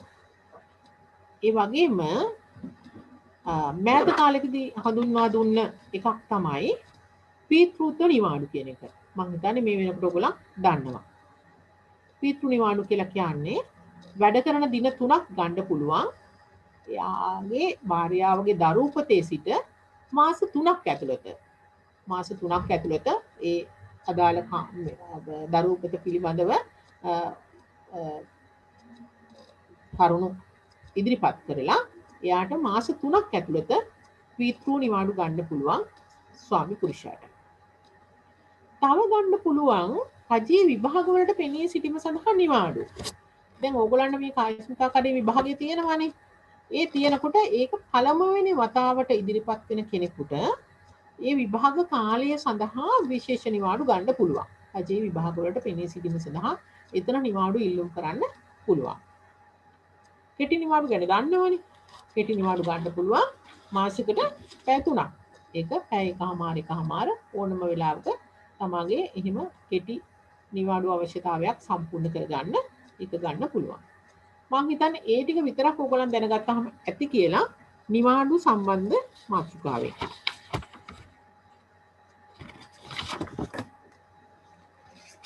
ඊළඟ එක තමයි ඕගොල්ලන්ට තියෙන පරිච්ඡේදය 14. 14 කියන්නේ දිවයින ඇතුළත රාජකාරී ගමක්.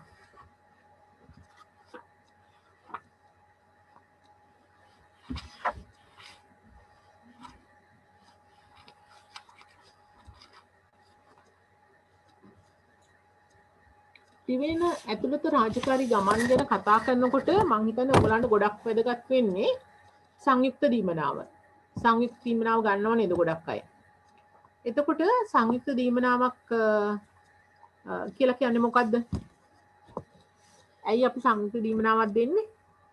නවාතැන් සහ යැපීම් වෙනුවෙන් දරන ලද වියදම් ප්‍රතිපූර්ණය කිරීම සඳහා ගෙවන මුදල තමයි සංයුක්ත දීමනාවක් වෙන්නේ. එතකොට ඒකට ගෙවන්න පුළුවන් අපිට අවස්ථා හඳුන්වලා දීලා තියෙනවා. ඒකේ අවස්ථාවල් තමයි ගමනේ දුර ප්‍රමාණය අනිවාර්යයෙන්ම සතකුම් 7කට වැඩි වෙන්න ඕන. ඒ වගේම කාර්යස්ථානයෙන් පිටත ගත කරන අඛණ්ඩ කාල පරිච්ඡේදයක් සඳහාත් වෙන්න ඕනේ. ඒ වගේම නාගරික බල සීමාව තුල මේ සංයුක්ත දීමනාව ගන්න බෑ. ඒක ආයතන සංග්‍රහයේම සඳහන් කරලා තියෙනවා. එතකොට මේ සංයුක්ත දීමනාව ගෙවන ක්‍රමයක් තියෙනවා. කොහොමද? පැය 12කට නොඅඩු කාලයක් සඳහා නම් සංයුක්ත දීමනාවෙන් සම්පූර්ණ මුදල ගන්න පුළුවන්. පැය 6කට නොඅඩු කාලයක් නම් තමන්ට හිමි සංයුක්ත දීමනාවෙන් භාගයයි ගන්න පුළුවන්. ඒ වගේම පැය 24කට වැඩි කාලයක් නම් තමන්ට හිමි සංයුක්ත දීමනාවයි ඒකේ තව 125ක මුදලකුයි ගන්න පුළුවන්. මම හිතන්නේ මේ සම්බන්ධව ඔයගොල්ලන් දැනුවත් ඇති. එතකොට තමන්ට හිමි සංයුක්ත මුදල කොච්චරද කියලා මේ චක්‍රලේඛ වල සඳහන් වෙනවා. ඒ සම්බන්ධයෙන් මම හිතන්නේ ඔයගොල්ලන්ට මේ අනිත් ඒවා ගැන එච්චර මේ වෙලාවේ වැදගත් නැහැ කියලා. ඊට පස්සේ 24 වෙනි පරිච්ඡේදයේ කතා කරනවා වැටුප් ණය සහ අත්තිකාරම්. වැටුප් ණය අත්තිකාරම්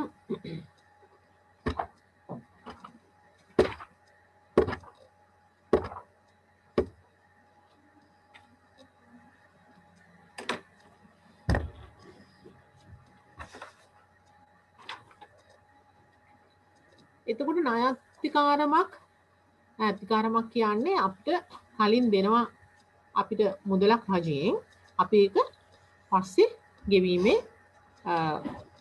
ගෙවීම සඳහා එකඟ වෙලා. එතකොට එහෙම ණයාතිකාරම දිය හැකි කාර්යයන් පැහැදිලි කරලා තියෙනවා ආයතන සංග්‍රහයේ මේ 24 වෙනි පරිච්ඡේදයේ දෙවෙනි එකේ කොටස යටතේ කියනවා ණයාතිකාරම් දිය හැකි කාර්යයන්. මොනවටද කියන්නේ? මෝටර රථයක් මිලදී ගැනීම සඳහා, මෝටර් සයිකලයක් ස්කූටරයක් මිලදී ගැනීම සඳහා, පාගන බයිසිකලයක් මිලට ගැනීම සඳහා, මුදල් අමාරුකම් මඟහරවා ගැනීමට සහ වෙනත් විශේෂ කාර්යයන් සඳහා, නිවාසයක් තැනීම සඳහා ඉඩමක් හෝ නිවාස දේපලක් හෝ අත්කර ගැනීම සඳහා, ණයගැති භාවයෙන් මිදීම සඳහා, එක් වාර්ෂික උත්සවයක් පැවැත්වීම සඳහා, රට තුළ ඇතිවන කලබල නිසා නිශ්චල දේපළවලට හානි සිදුවන සහ හෝ චංචල දේපළ අහිමි වන රජයේ නිලධරයන්ට අටුපත්කාරම් ගෙවනවා. එතකොට අපිට තියෙනවා උත්සව අත්තිකාරම් කියලා අපි ගන්නවානේ. උත්සව අත්තිකාරම් වල තියෙන විශේෂත්වය මොකද්ද? අපිට අර ඉහත කී අනිත්කුත් හැම ණය අත්තිකාරමක්ම ගන්නකොට අපිට අපකරුවන් ඉදිරිපත් කරන්න ඕනේ. එක්ක අපි ගන්න දේපල හරි ඒ වත්කම හරි අපේට තියන්න ඕන. එහෙම නැත්නම් අපකරුවන් අවුරුදු 10කට වැඩි ස්ථිර සේවකයෙක් නම් ස්ථිර සේවකයෙක් අපකාරයෙක් විදිහට ගන්නවා නම් එක්කෙනෙකුත් අවුරුදු 5ට වැඩි කෙනෙක් ගන්නවා නම් එහෙම අපකාරයන් දෙන්නෙකුත් අපිට අනිවාර්යයෙන්ම මේ ණය මුදල් ලබා ගන්නකොට අපකාරී වශයෙන් ඉදිරිපත් කරන්න ඕන.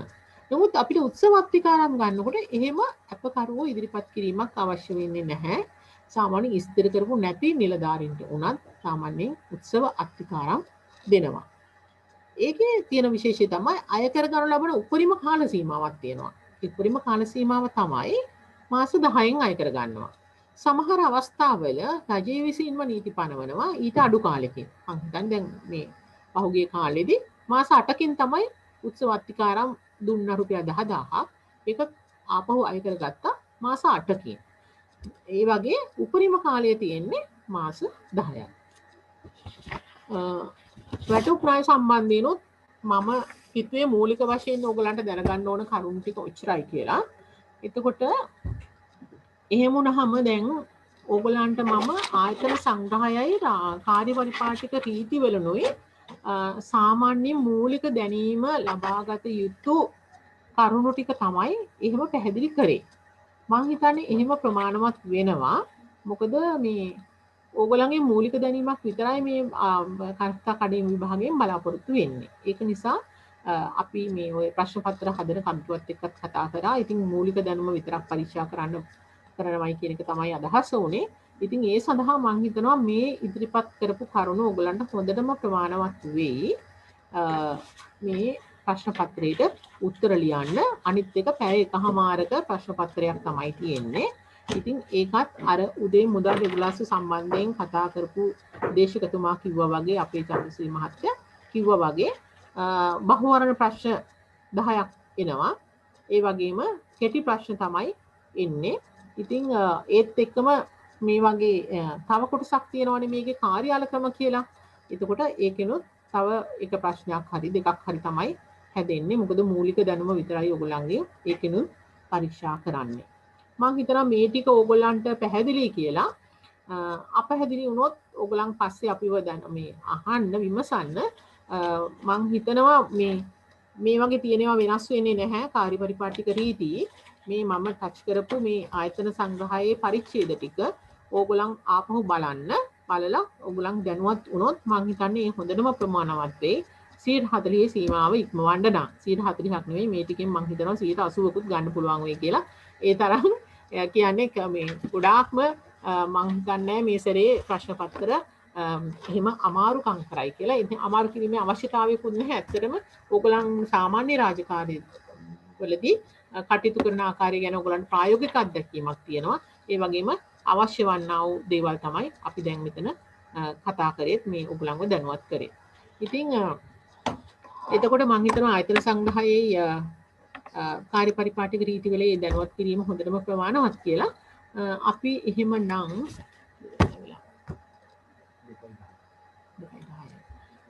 එහෙමනම් අපි බලමු කාර්යාල ක්‍රම කොටසකුත් තියෙනවනේ ඔයගොල්ලන්ගේ.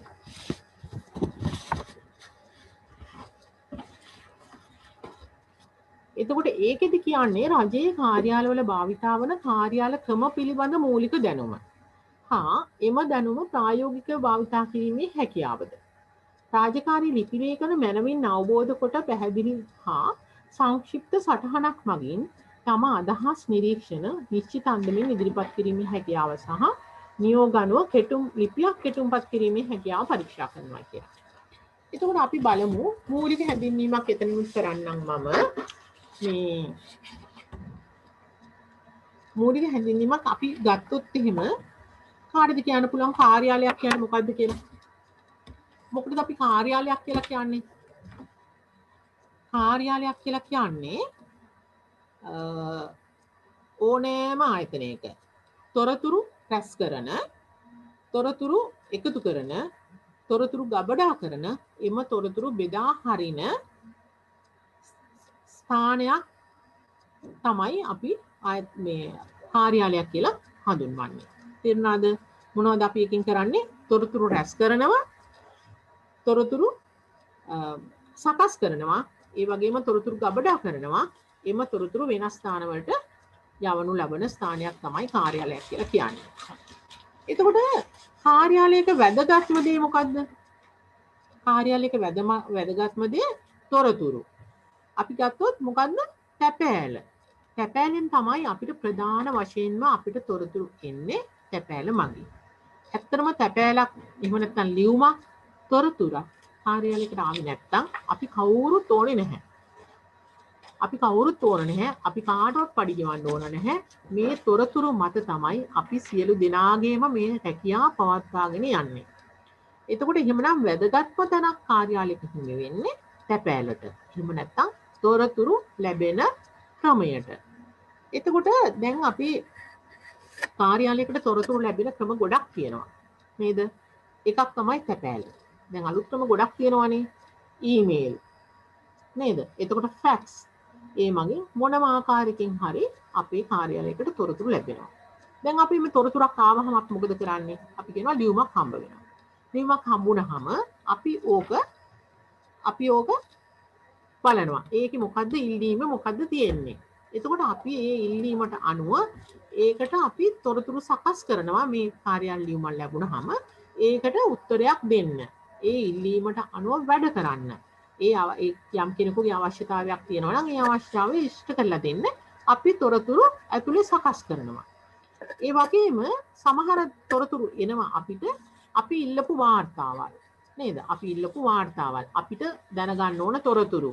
අපි දැන් ඕගොල්ලන්ගෙන් ඔය මේ ග්‍රාමීය වශයෙන් ඔය සමුර්දි දෙන කණ්ඩායම් පිළිබඳව එහෙම නැත්නම් ඔය ණය පිළිබඳව අපි තොරතුරු ගෙන්න ගන්නවා. ඒවත් එක්තරා තොරතුරුනේ.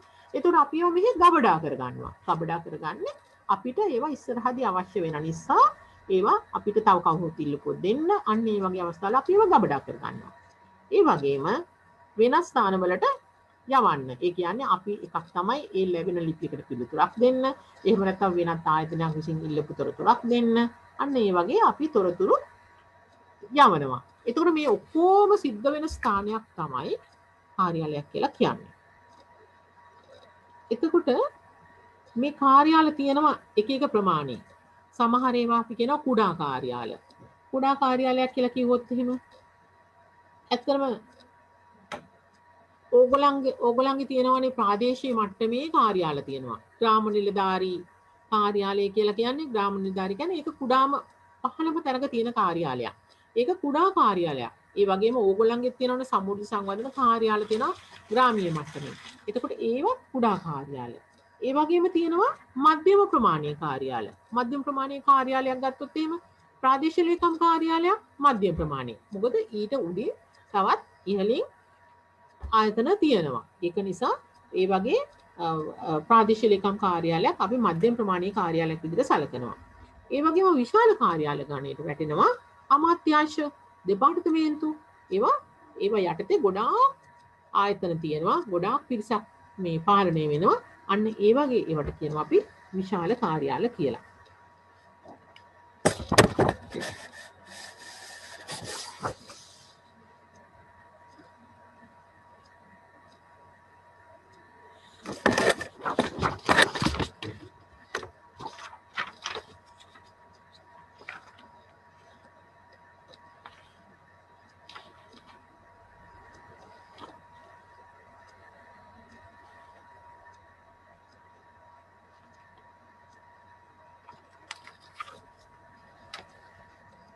එතකොට දැන් කාර්යාලයක මේ වගේ කාර්යාලයක කටයුතු පවත්වාගෙන යන ක්‍රම තියෙනවා.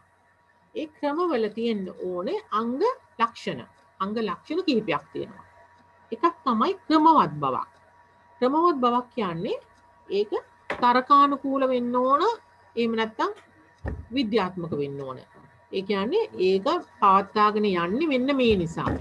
මෙන්න මේ ක්‍රමය නිසා මේ ක්‍රමයේ පවත්වාගෙන යන්නේ මෙන්න මේ නිසා. එහෙම කිව්වොත් එහෙම අපි එක තැනකින් එක වැඩක් කරනවා. ඒ වැඩේම තව තැනකින් කරන එක වළක්වන්න අපි ක්‍රමයක් හදලා තියෙනවා. ඒක නිසා අපි එක එක විෂයන් එක එක නිලධාරීන් වෙත පවරලා තියෙනවා. එතකොට ඒකට ඒ වගේ අවස්ථාවට අපි කියනවා ක්‍රමවත් කියලා. ඒ වගේම සරල බවක් තියෙන්න ඕන. ඒ සරල බවක් තියෙන්නේ ක්‍රියාත්මක කරන්නන්ට වගේම සේවා ලාභීන්ටද පහසුවෙන් වටහා ගන්න පුළුවන් වෙන්න ඕන. මේක කරන්න මෙහෙමයි. ඒ කියන්නේ අපි කියමු අපි දැන් අංශ වලට බෙදලා තියෙනවා. ඕන කෙනෙකුට දැනගන්න පුළුවන් වොන්න වැටුප් අංශයකට වැටුප් ගෙවන්නේ ඒ අංශයෙන්. වැටුප් වර්ධකයේ අනුමත කරන්නේ පාලන අංශයෙන්. අන්න ඒ වගේ ඕනම කෙනෙකුට දැනගන්න පුළුවන් විදිහට සරල බවකින් යුක්තව කාර්යාල ක්‍රම හදලා තියෙනවා. ඒ වගේම සමතාවක් තියෙන්න ඕන. කාර්යාල ක්‍රමයක තියෙන්න ඕන සමතාවක්. සමතාවක් කියන්නේ එකම කරුණක් ගැන කාර්යාල අංශ දෙකකදී හෝ ස්ථාන දෙකකදී ක්‍රියා කරන විදිහ එකම විදිහක් වෙන්න ඕනේ. ආයතනාංශය එක විදිහකටයි පාලනාංශයෙන් එක විදිහකටයි ඒ ක්‍රියාමාර්ග ගන්න බෑ. දැන් සමුද්‍ර දෙපාර්තමේන්තුව ගත්තොත් එහෙම මේ ආයතනාංශයේ ඕගොල්ලන්ගේ මේ පුද්ගලික ලිපිගුණ සම්බන්ධයෙන් වැඩ කටයුතු කරනවා. ඒ වගේම දෙපාර්තමේන්තුව තුල ඉන්න නිලධාරීන් සම්බන්ධයෙන් වැඩ කරනවා පාලනාංශය. එතකොට පාලනාංශයෙන් කරන කටයුතු පෞද්ගලික ලිපිගුණ සම්බන්ධයෙන් එක විදිහකටයි ආයතනාංශයෙන් කරන පෞද්ගලික ලිපිගුණ සම්බන්ධයෙන් කරන කටයුතු වෙනස් වෙන්න බෑ. ඒ අංශ දෙකේම කටයුතු එකම විදිහට වෙන්න ඕන. ඒක තමයි සමතාවක් තියෙන්න ඕන කියලා කියන්නේ.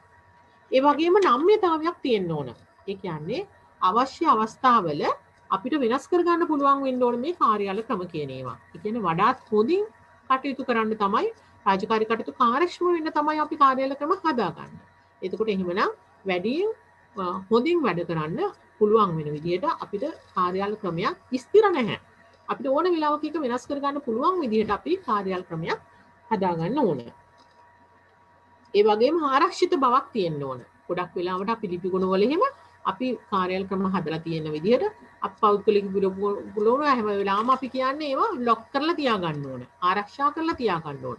ආරක්ෂා කරගන්න ඕන තොරතුරු තියෙනවා. ඒවා අපි ඒ ආරක්ෂාකාරී විදිහට අපි තියාගන්න ඕන. ඒ විදිහට අපි කාර්යාල ක්‍රම හරිගස්සන්න ඕන. ඒ වගේම අර පිරිමැස්ක තියෙන්න ඕන කාර්යාල ක්‍රමයක් වුණාම. අපි හිතමු කාර්යාලයක තියෙනවානේ දැන් බ්‍රාන්ච් එකක් තියෙනවා.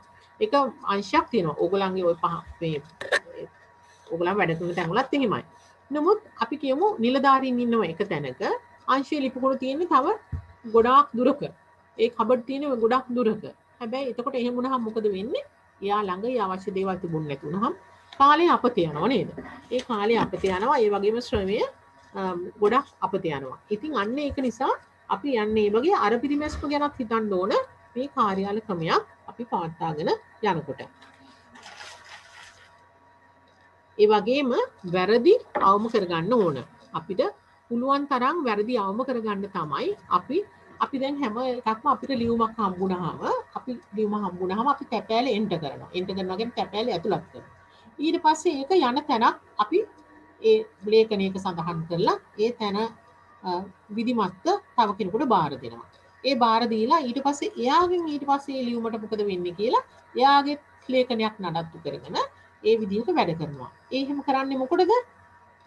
එහෙම කරපුවාම අපේ අතින් ඒ ලියුමට මොකද වුනේ කියලා අපි කොහෙද හොයාගන්න පුළුවන් වෙන්නේ. එහෙම නැත්නම් අපි අතෙන් එක තැනකින් අපි ඕ ලියා ගන්නින් නැතුව මොකක්වත් කරන්නේ නැතුව තැපෑලෙනවා. තැපෑල මොනවත්වත් කරන්නේ එක එක්කිනාට බෙදලා දෙනවා. එහෙම දුන්නොත් මොකද වෙන්නේ? කවුරුත් දන්නේ නැහැ එළියුමට මොකද උනේ කියලා. එහෙම නෙමෙයි. අපි තැපෑලට ආපු වෙලාවෙ ඉඳලා ඒ තැපෑල ඒ අදාළ තැනට යනකම් අපි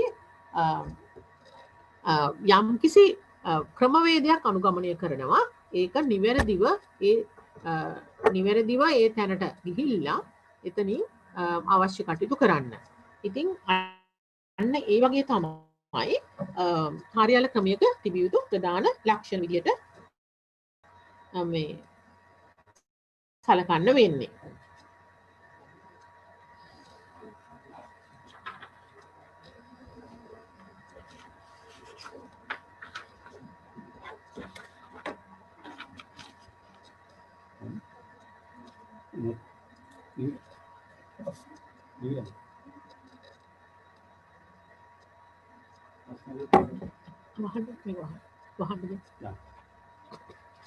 එතකොට අපි ඒ විදිහට ගත්තොත් එහෙම විවිධ කාර්යාල ක්‍රම තියෙනවා.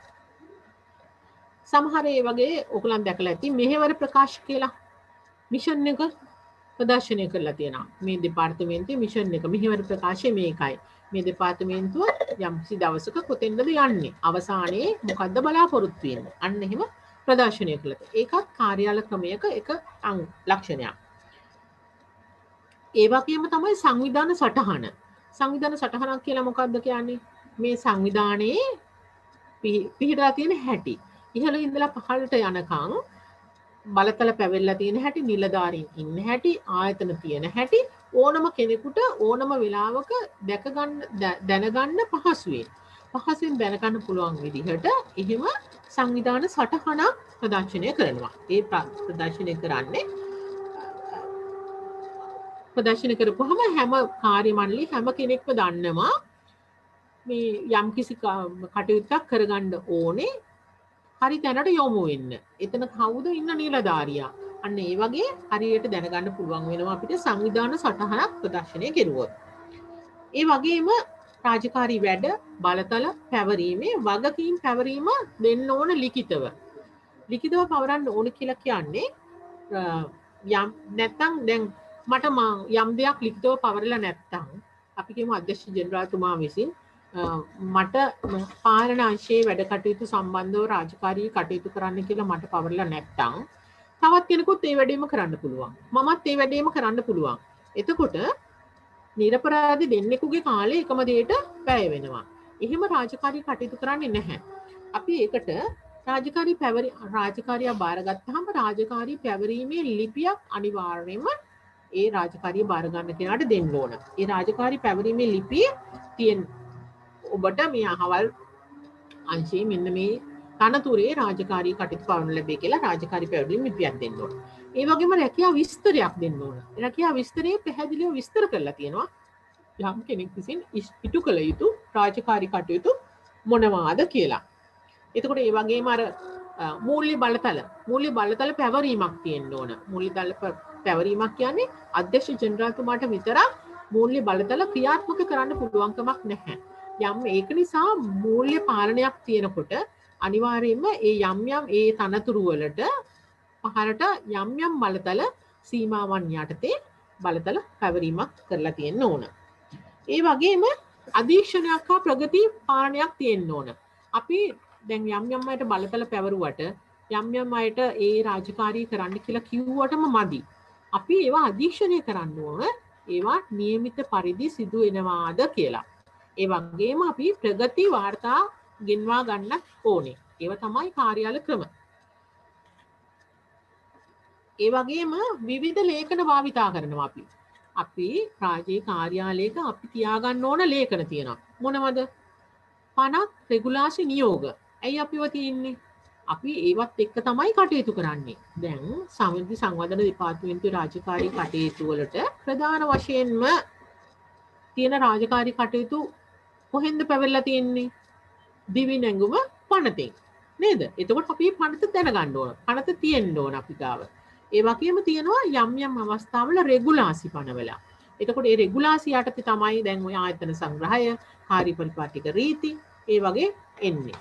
ඒ වගේම තියෙනවා නියෝග.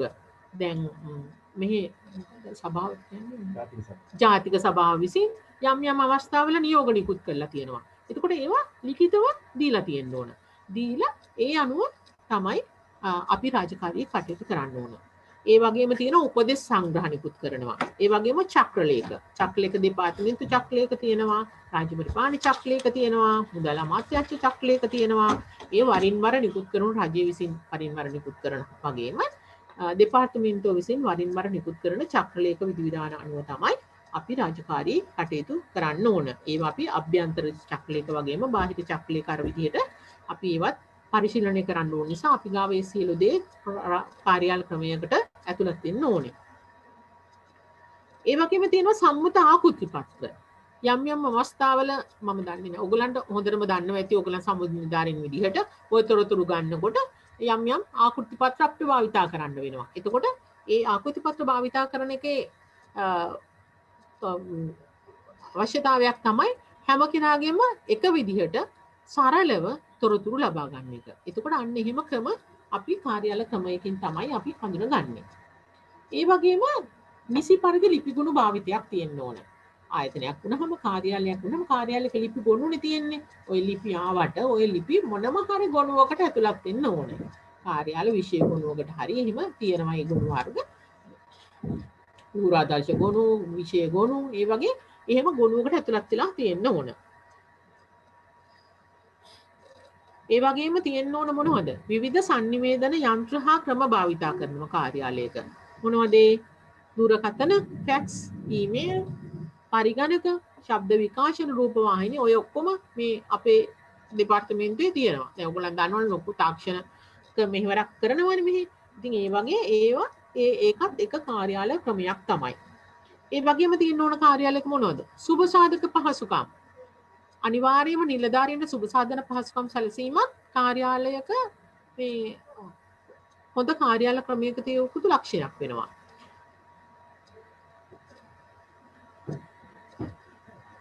මේක ගැන මම කිව්ව ඉස්සෙල්ලත් අභ්‍යන්තර හා බාහිර තැපෑල විධිමත්ව ක්‍රියාත්මක කරන්න ඕන.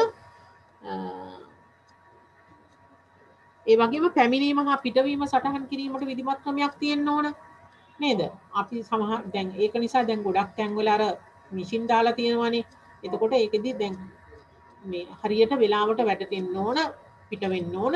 එතකොට ඒවා අපි හරියට සටහන් කරන්න ඕන. ඒ වගේම නිවාඩු ලබා ගැනීම විධිමත් ක්‍රමයක් හඳුන්වලා දෙන්න ඕන.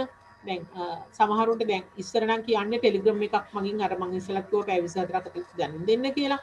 දැන් ඊට වැඩිය ලීස් ක්‍රම ඕන තරම් තියෙනවා. ඊමේල් දාන්න පුළුවන්, ෆැක්ස් දාන්න පුළුවන්, ටෙලිෆෝන් එකකින් කියන්න පුළුවන්.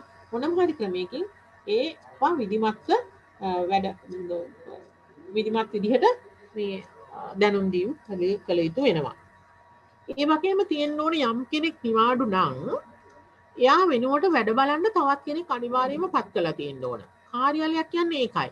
කාර්යාලයක එක්කෙනෙක් නැහැ කියලා අනිත් අයට වැඩ නොකර ඉන්න බෑ. කාර්යාලයක එක්කෙනෙක් නැත්තම් එයා වෙනුවට අනිවාර්යයෙන්ම වැඩ කරන්න කෙනෙක් ඉන්න ඕන. මේ එකක්වත් අදාළ කරගන්න එපා. හැබැයි පහුගිය කාලේදී මොකද මේ රටේම තිබුණු වසංගත තත්ත්වයක් එක්ක යම් අපහසුතාවයන් සිද්ධ වුණා. නිලධාරීන් ගෙන්වා ගැනීමේදී ඔයගොල්ලන් හොඳටම දන්නවා දැන් අපේ දෙපාර්තමේන්තුවේ යම් අංශ වහන්න වුණා. ඉතින් ඒ වගේ අවස්ථාවල් තිබුණු නිසා මේවා මේ කියන මෙන්න මේක මේ අර කවුරුත් නැති වුණාම වෙන කෙනෙක් වැඩ කරන්න ඕන කියලා කිව්වට එහෙම කරන්න මේ කාලෙදි ටිකක් අපහසුතාවයක් තිබුණා මේ වසංගත තත්ත්වයක් එක්ක ඇතිවූ තත්ත්වයක් එක්ක විශේෂයෙන්ම මේ කොළඹ දිස්ත්‍රික්කයේ.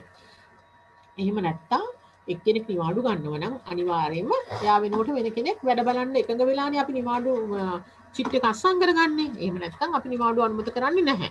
අවුරුත් ඒ වෙනුවට වැඩ බලන්න දාලා හිටියේ නැත්තම්. ඒ වගේම දිවාහාරයටත් විධිමත් වැඩපිළිවෙලක් තියෙන්න ඕන. දිවාහාරය ගන්නකොට ඔක්කොම එක සැරේ දිවාහාරයට ගන්න යන්න බෑ. විධිමත් කාර්යාල ක්‍රමයකදී නම් එක කණ්ඩායම් විදිහට තමයි දිවාහාරය ගන්න සලස්සන්නේ. මොකද එක්කෙනෙක් නැති වුණාට එයාගේ වැඩේ තව කෙනෙකුට පවරලා කෙනෙක් ආවොත් අපි සේවාවක් ගන්න එයාට ඒ දේ ඉෂ්ට කරගන්න පුළුවන් වෙන්න. ඒ වගේම තියෙන්න ඕන පුහුණු වැඩසටහන් අඛණ්ඩව ක්‍රියාත්මක වෙන්න ඕන. විධිමත් කාර්යාල ක්‍රමයක පුහුණුව අත්‍යවශ්‍යයි. මොකද දවසින් දවස තොරතුරු අලුත් වෙනවා. ක්‍රම අලුත් වෙනවා. එතකොට ඒ සම්බන්ධයෙන් දැනුවත් කිරීම නිරන්තරයෙන් කරන්න ඕන. ඒකට මේ පුහුණු වැඩසටහන් ක්‍රියාත්මක කරන්න. දැන් මෙහි මම දන්නවා සම්මුති දෙපාර්තමේන්තුවේ පුහුණු අංශයක් වෙනමම තියෙනවා. එතකොට ඒගොල්ලන් ඒවා හොයලා බලලා මොනවද දැනුවත් කිරීම කරන්න ඕන කියලා ඒ පුහුණු වැඩසටහන් ක්‍රියාත්මක කරන්න ඕන. ඒ වගේම සාමූහික ප්‍රයත්නයකින් උසස් විනයක් පවත්වා ගන්නට යුතුයි. කාර්යාලයක් ඇතුළතදී අපි හොඳට විනය ආරක්ෂා කරගෙන ඉන්න ඕන. හැම කෙනෙක්ම එකිනෙකාට උදව් කරමින් කාර්යාලයේ කටයුතු සාර්ථකව කරගෙන යන්න හැම කෙනෙක්ම හොඳ විදිහට නියෝගව පිළිපදිමින් එහෙම රාජකාරී කටයුතු කරන්න ඕන. ඉතින් ඕව තමයි ඇත්තටම කාර්යාල ක්‍රමයක් මේ කාර්යාල ක්‍රමයක තියෙන්න ඕන ලක්ෂණ. අපි ඇත්තට මේ කාර්යාල ක්‍රමයකින් බැහැරව ක්‍රියා කරුවොත් මොකද වෙන්නේ? කාර්යාල ක්‍රමයක් නැත්තම් එහෙම අපිට මොනවද සිද්ධ වෙන්න පුළුවන්නේ? හරි විදිහට කාර්යාල ක්‍රමයක් තිබුණ නැත්තම් එහෙම අපි කියමු අපි යවන අපිට ලියුමක් එනවා. අපි ඒකට පිළිතුරකුත් යවනවා. හැබැයි අපි හැම ලියුමකම අපේ ලිපිගොනුවේ අපි තියාගන්නවා කාර්යාල පිටපතක්. මේ කාර්යාල පිටපත තියාගන්නේ මේ කාර්යාල ක්‍රමයේ අපි ඒ විදිහට හරිගස්සගෙන ඉන්න නිසා. අපි හිතමු මේ කාර්යාල පිටපත තිබුණ නැහැ. තිබුණ නැත්නම් මොකද වෙන්නේ? ඒ ලියුමට උත්තරයක් ගියාද නැද්ද මොකක්වත් අපිට හොයාගන්න බැහැ. ඒ වගේම තියෙනවා රාජකාරී හරි විදිහට අපි එක එක්කෙනාට බෙදලා තියෙනවා. රාජකාරී කටයුතු එක එක්කෙනාට බෙදලා තියෙනවා. මේ පෞද්ගල ලිපිගොනු ටික ඔයා කරන්න, මේ පෞද්ගල ලිපිගොනු ටික ඔයා කරන්න කියලා. එහෙම තිබුණ නැත්නම් මොකද වෙන්නේ? එහෙම තිබුණ නැත්නම් එහෙම මේ ලිපිගොනුවට කවුද කරේ, මොකද කරේ එහෙම හොයාගන්න බැරි වෙනවා. එතකොට එහෙම වුණොත් ඒ රාජකාරී කටයුතු අපිට කාර්යාලයේ කටයුතු විධිමත්ව පවත්වාගෙන යන්න බැරි වෙලා අපිට ගොඩාක් ගැටලු වෙන්න පුළුවන්. ඒ වගේම රහස් ලිපි වල රහස්‍යතාවය නොරැක්කොත් එහෙම රහස් ලිපි අපි කියලා තියෙනවා කඩන්නේ කවුද? ඒගොල්ලන්ට ඔච්චර වැඩක් නැහැ. නමුත් මම නිකන් දැනගන්නේ කියන්නේ රහස් ලිපියක් ආවහම ඒක කඩන්න පුළුවන් අධ්‍යක්ෂ ජනරාල්තුමාට විතරයි. රහස් ලියුමක් ආවහම අධ්‍යක්ෂ ජනරාල්තුමා එහෙම නැත්නම් බලය පවරන කෙනෙකුට විතරයි. දැන් එහෙම ඒක ඒ කාර්යාල ක්‍රමයක එකත් අඩංගු වෙනවා. එතකොට එහෙමනම් අපි මේ රහස්‍ය කියන ලිපියක් ඒ ක්‍රමයේ නැතුව කෙරුවොත් මොකද වෙන්නේ? ඒ රහස්‍ය බවක් නැහැ නේද? එතකොට මුළු දෙපාර්තමේන්තුවේ හැමෝටම ඒ ලියුමේ තියෙන කරුණු දැනගන්න පුළුවන්. එහෙම දේවල් තියෙනවා සමහර අවස්ථාවල එහෙම රහස්‍ය ලිපි ලේඛන කුමාරු වෙනවා. එතකොට ලිපිගොනුවක් නැතිවීම, ආස්ථානගත වීම වගේ දේවල් වළක්ව ගන්න මේ කාර්යාල ක්‍රමයක් ප්‍රයෝජනවත් වෙනවා. මං හිතන්නේ ඒ වගේ ටිකක් තමයි ඇත්තටම කාර්යාල ක්‍රමයක් සම්බන්ධයෙන් ඕගලන්ට දැනගන්න අවශ්‍ය වෙනවයි කියලා හිතෙන්නේ. එතකොට මේ ලිපිගොනුවක් කියන එක මම නිකන් සාමාන්‍යයෙන් කියන්න. දැන් කාර්යාලයක අපි භාවිතා කරන ලිපිගොනු තියෙනවානේ. ලිපිගොනුවක ලිපියක් ලැබුණාම අපි ලිපිය අමුණනවා දකුණු පැත්තේ. ඒව තමයි ලිපි. එතකොට මේ ගොනුවේ අනිත් පැත්තේ තියෙන ඒවට මොනවද අපි කියන්නේ? සටහන් පත්‍ර. සටහන් පත්‍රයේ තමයි අපි ලිපි ගොනුවෙන් ඉදිරිපත් කරනවා මාණ්ඩික නිලධාරීන්ට ඒ ලිපියේ තියෙන කරුණු කෙටියෙන් සංක්ෂිප්තව මෙයාගේ ඉල්ලීම. මෙන්න මේ අහවල් අංකේ දාන්න ඕන ලිපි අපි අංක කරන්න ඕන. අකුණු පැත්තේ තියෙන ලිපි මුල ඉඳලා අගට යනකම්ම උඩට එනකොට අංක එන්න ඕනේ 1 2 3 4 5 කියලා. අපි කොහොම පස්වෙනි ලිපිය තමයි අපි මානසික නිලධාරියට ඉදිරිපත් කරන්නේ. එතකොට හොඳට කියවන්න ඕනේ ඉස්සෙල්ලාම මේ ලියුම කියවලා වටහා ගන්න ඕන මේකේ මොකද්ද මේ කියලා තියෙන්නේ කියලා. එතකොට මේ සංක්ෂිප්ත සටහනක් තමයි අපි මානසික නිලධාරියට ඉදිරිපත් කරන්නේ. එතකොට අපි ප්‍රථමයෙන්ම මානසික නිලධාරියට සටහන දානවා මෙන්න මේ අහවල් ලිපියෙන් මෙන්න මේ කෙනා මෙන්න මේ විදිහට ඉල්ලීමක් කරලා තියෙනවා. එතකොට අපිට පුළුවන් ඊට පස්සේ ලියන්න මේ ඉල්ලීම සම්බන්ධයෙන් අපි දන්න තොරතුරු. චක්‍රලේඛ වලින් මොනවද මේ ඉල්ලීම සම්බන්ධයෙන් කියලා තියෙන්නේ. අන්න ඒ කරුණ ලියනවා ඊට පස්සේ. ඊට පස්සේ අපිට පුළුවන් ඕනනම් ඒ අනුව මේ ඉල්ලීම සම්බන්ධයෙන් අපිට යෝජනාවක් කරලා දාන්න පුළුවන්. මානසික නිලධාරියට පහසු වෙන්න එක්ක කලින් කරපු ඒවට දීලා තියෙන උත්තරයක්. මේ එහෙම ගොනුවකින් දීලා තියෙනවා මෙන්න මේ විදිහට මේ වගේම ප්‍රශ්නකට මේ වගේ පිළිතුරක්. එතකොට එහෙමනම් මේකටත් ඒ විදිහටම කරමු. ඒ වගේ යෝජනාවක් දාන්න පුළුවන්. අන්න එහෙම තමයි සටහනක් ඉදිරිපත් කරන්නේ. එතකොට ලිපියක් ආවහම සටහනකින් ඉදිරිපත් කරන්න ඕන. ඒක තමයි ඔය අර අපිට දෙන සිලබස් එක පොඩ්ඩක් සටහන් ගැන කියලා තිබුණා නේද? ලිපියකුයි සටහනකුයි. ඔව් සංක්ෂිප්ත සටහනක් මගින් අවබෝධ කරගන්න තියෙන රාජකාරී ලිපි ලේඛන මනවින් අවබෝධ කරගෙන පැහැදිලි හා සංක්ෂිප්ත සටහනක් මගින් තම අදහස් නිරීක්ෂණ මේ තියෙන තම අදහස් නිරීක්ෂණ නිශ්චිත අන්දමින් ඉදිරිපත් කිරීමේ හැකියාව බලනවා කියලා තියෙනවා. එතකොට ඒක තමයි කියන්නේ ලිපියේ සඳහන් කරුණු ටික වටහාගෙන ඒක සංක්ෂිප්ත වෙන්නත් ඕන. ඒ ලිපියේ සඳහන් කරුණ සම්බන්ධයෙන් ක්‍රියා කළ යුතු ආකාරය පිළිබඳව අපි යෝජනාවක් ඉදිරිපත් කරන්නත් ඕන. ඒකට කලින් ඒ විදිහේ දෙයක් සම්බන්ධයෙන්ම ගෙනල්ලා තියෙන තීරණයක් ගැන එහෙම නැත්නම් චක්‍රලේඛයක් අනුව වැඩ ඒ සම්බන්ධයෙන් කටයුතු කළ යුත්තේ කොහොමද කියන එක අන්න ඒ වගේ තමන්ගේ නිරීක්ෂණ එකට ලියලා තමන්ට යෝජනාවක් ඉදිරිපත් කරන්න පුළුවන්. පොඩි සටහනක්. ඒක තමයි සටහන කියන්නේ. ඒක අර ලිපි ගොනුවක වම් පැත්තේ අර හිස් පිටු වල තියෙනවා. ඒකේ සටහන් වලට අංක යොදන්නත් ඕන. පළවෙනි සටහන, දෙවෙනි සටහන, තුන්වෙනි සටහන කියලා සටහන් වලට අංක යොදන්න ඕන. සටහන් පිටු අනිවාර්යයෙන්ම සටහන් පිටු රෝම ඉලක්කම් වලින් තමයි අංක වෙන්නේ. ලිපි වල පිටු අරාබි ඉලක්කම් වලින් තමයි අපි සටහන් කරන්නේ.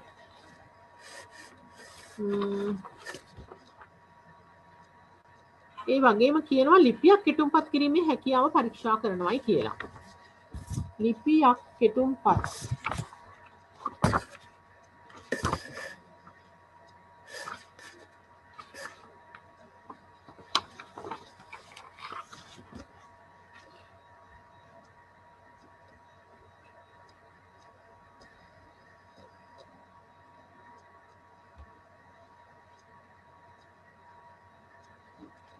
මොකද මේ ලිපියක් කෙටුම්පත් කරනවා කියලා කියන්නේ? ලිපියක් කෙටුම්පත් කරනවා කියලා කියන්නේ කිසියම් කාරණයක් හෝ විෂයක් සඳහා යවිය යුතු ලිපියක් නිසි විදිහට සකස් කරනවා. කෙටුම්පත කියන්නේ ඩ්‍රාෆ්ට් එකක් කියන එක. සකස් කරලා ඒක අත්සන් කරන නිලධාරියාට දානවා අපි අනුමත කරගන්න. කෙටුම්පතක් විදිහට. ඒක තමයි කෙටුම්පතක් කියලා කියන්නේ. එතකොට ඒක සම්පූර්ණ අංග සම්පූර්ණ හා නිවැරදි කාර්යාල සටහනක් ප්‍රධානියා වෙත ඉදිරිපත් කරලා මේ කෙටුම්පත අනුමත කරගන්න ඕන. එහෙම හදනකොට අපිට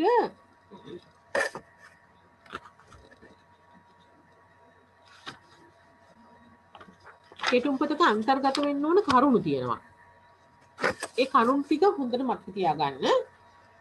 මම ඒවා ටිකක් පස්සේ දෙන්නම් හරියටම හරි ගස්සලා. ලිපි කෙටුම්පතක අන්තර්ගත යුතු මූලික කරුණු තියෙනවා. යවන්නාගේ අංකය හා ලබන්නාගේ අංකය. අපි දන්නවනේ යොමු අංකය කියලා. යොමු අංකය. එතකොට අපේ ෆයිල් එකේ යොමු අංකයයි ඒගොල්ලන් එවලා තියෙනවා නම් ඔබේ අංකය කියලා එකක් තියෙනවනේ. එතකොට අන්න ඒ දෙකට තමයි මේ යවන්නාගේ අංකය හා ලබන්නාගේ අංකය කියලා යන්නේ. ඒ වගේම යවන්නාගේ ලිපිනය සටහන් කරන්න ඕන.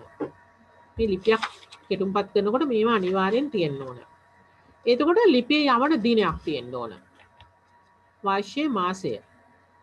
එතකොට දිනය සටහන් කරන්නේ නැතුව තමයි සාමාන්‍යයෙන් අපි ලියුමක් දාන්නේ. ලියුමේ දිනේ සාමාන්‍යයෙන් දාන්නේ ලියුම අත්සන් කරන බලධාරිය. එතකොට රාජ්‍ය ආයතනයකට අපි ලියුම් යවනකොට පුද්ගලික නම් වලට යවන්නේ නැහැ. අපි රාජකාරී ලිපි හැම වෙලාවෙම යවන්නේ තනතුරු නාමයට. එතකොට ඒ තනතුරු නාමයටත් අපි දැන් හිතමුකෝ මෙහාට එවන්න ඕනේ කියලා මේ දෙපාර්තමේන්තුවට එවනවා ලිපියක්. අපි කියමු ඒක අදාළ කාරණාව අපි කියමු ඕගොල්ලන්ගේ ඉන්ක්‍රිමන්ට් එකක් සම්බන්ධයෙන් ඉල්ලීමක් කරලා ඉදිරිපත් කරනවා පරක්කු වෙලා හරි මොන හරි කියලා. එතකොට ඒක ආයතනාංශයට අදාළ වුණාට අපි ඒක ඉදිරිපත් කරන්නේ නැහැ. අතිරේක අධ්‍යක්ෂ ජෙනරාල් පාලන කියන තනතුරින්වත් අධ්‍යක්ෂ පාලන කියන තනතුරටවත් ඒ ලිපිය යොමු කරන්නේ නැහැ. හැම වෙලාවෙම ඉල්ලීම යොමු කරන්නේ අධ්‍යක්ෂ ජෙනරාල්තුමාට. ඒක හොඳට මතක තියාගන්න ඕන. අපි රාජකාරී ලිපි එක එක තනතුරු නාම වලට ඉදිරිපත් කරන්නේ නැහැ. ඉදිරිපත් කරන්නේ ඒ ආයතනයේ ප්‍රධානියාගේ තනතුරු නාමයට.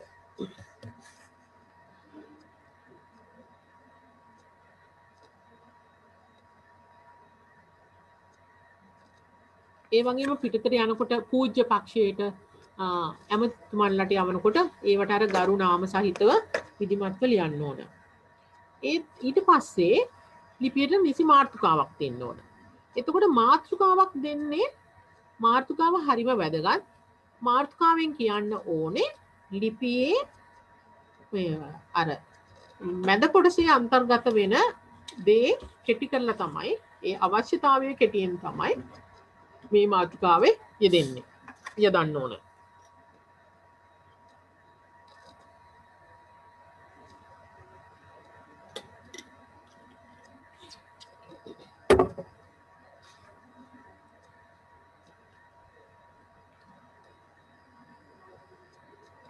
එතකොට ඊට පස්සේ ලියන්න ඕන හොඳටම මේ ලිපි ලියනකොට රාජකාරී ලිපි ලියනකොට හොඳටම මතක තියාගන්න ඕන දෙයක් තමයි සරල භාෂාවක් පාවිච්චි කරන්න ඕන. ගොඩාක්ම සරල වෙන්න ඕන. අනිත් එක පැහැදිලි වෙන්න ඕන. කියන කාරණාව පැහැදිලි වෙන්න ඕන. අනිත් එක කෙටි වෙන්න ඕන. පුළුවන් තරම් කෙටි වෙන්න ඕන. මොකද දීර්ඝ ලියුමකින් දීර්ඝ විස්තරයක් කිව්වහම මේ උසස් නිලධාරීන් ගොඩාක්ම රාජකාරී බහුලයි. එතකොට ඒගොල්ලන් ඔය කියවන්න ගොඩක් වෙලා ගත කරන්න වෙනවා. එකක් තමයි ඒගොල්ලන්ට තියෙන කාලය ඉතිරි කරගන්නත්. අනිත් එක තමයි Tamanට අවශ්‍ය දේ ඉක්මනින් කාට හරි කියලා පැහැදිලි කරගන්නත් අවශ්‍ය වෙනවා. එතකොට අපිට හරියටම ඒක හරි සංක්ෂිප්තව හරියටම කෙටියෙන් පැහැදිලිව ලියලා තියෙන්න ඕන. ඒකට ඔය ලොකු නිකන් බර වචන දාලා එහෙම රාජකාරී ලිපි කියන්නේ නැහැ. ඒ රාජකාරී ලිපියක් හැම වෙලාවෙම සරල වෙන්න ඕන, සංක්ෂිප්ත වෙන්න ඕන, පැහැදිලි වෙන්න ඕන. ඊට පස්සේ අපි ලිපියකින් ඉදිරිපත් කරනවා නම් සංඛ්‍යාලයකන හිමත් ඉදිරිපත් කරනවානේ. නිවැරදි සංඛ්‍යාලයකන ඉදිරිපත් කරන්නත් ඕන. ඒ ලිපියේ තියෙන කරුණු සියල්ල නිවැරදි වෙන්න ඕන. වැරදි කරුණු ඉදිරිපත් කරන්න කළ යුතු නැහැ. නිවැරදි කරුණු තියෙන්න ඕන. අපි දැන් එහෙම ලියලා ඊට පස්සේ අපි අන්තිම ඡේදයෙන් අර මැද ලියලා තිබුණු කරුණු සියල්ල එකතු කරලා කෙටි වාක්‍යයකින් දෙකකින් ඉදිරිපත් කරන්න පුළුවන් නම් ඒ සංක්ෂිප්තව එයාගේ ඉල්ලීමෙන් මොකද්ද කියන්නේ කියලා ඒක හරිම වැදගත් වෙනවා. එතකොට ඒත් එක්කම ලිපිය පිටපත් දානවනේ අපි. දැන් රාජකාරී ලිපියක ලිපිය පිටපත් වෙන්න ඕන අනිවාර්යයෙන්ම. ලිපියේ කාටද පිටපත් යන්නේ කියලා. එතකොට ඒ අවශ්‍ය අයට ඒ ඉල්ලීමට අනුව අවශ්‍ය අයට පිටපත් සඳහන් කරන්න ඕන. පිටපත් සඳහන් කරනකොට අනිවාර්යයෙන්ම ඒකේ තනතුරු අනුව ඉහළ සිට පහළට පෙළ ගස්සන්න ඕන. අපි කියමු අපි අමාත්‍යාංශ ලේකම්තුමාට අපි ඉදිරිපත් කරනවා ඉල්ලීමක්. අපි දෙපාර්තමේන්තු ප්‍රධානියා මගින් තමයි ඉදිරිපත් කරන්නේ. නමුත් අපි ඉදිරිපත් කරනකොට අධ්‍යක්ෂ ජෙනරාල්තුමාට පිටපතක් එනවා. ඊට පස්සේ තව ඒ අදාළ අධ්‍යක්ෂවරයෙකුට එනවා. ඒ විදිහට විගණකාධිපතිතුමාට යනවා. එහෙම ගත්තාම අතන විගණකාධිපතිතුමා උඩින් වෙනවා. ඒ ඉහළ සිට පහළට එන තනතුරු වලට අනුව තමයි ඒ පිටපත් සකස් වෙන්න ඕනේ.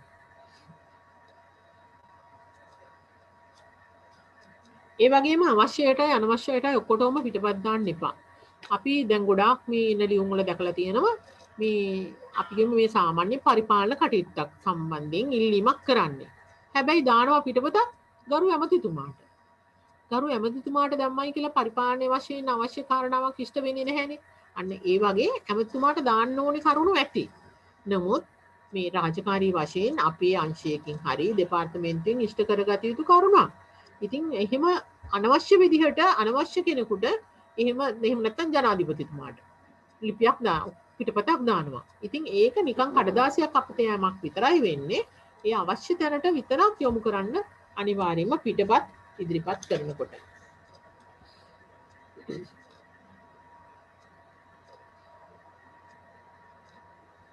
ලිපිය අත්සන් කරන්නේ ආයතන ප්‍රධානියා නම් ලිපිය මුල් පිටපත හා පිටපත්වල ප්‍රධානියාගේ නම සහ නිල නාමය යොදලා නිල මුද්‍රාවක් තියන්න ඕනේ.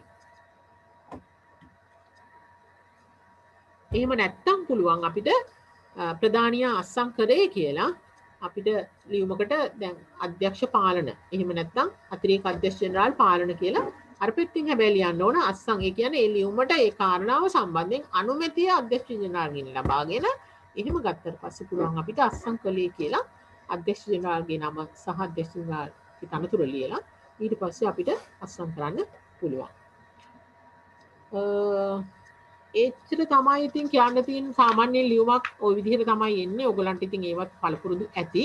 ඔය කිව්ව කරුණු ටික අනිවාර්යයෙන් ඇතුළත් වෙන්න ඕනේ ලිපියක් හිටුම්පත් කරනකොට.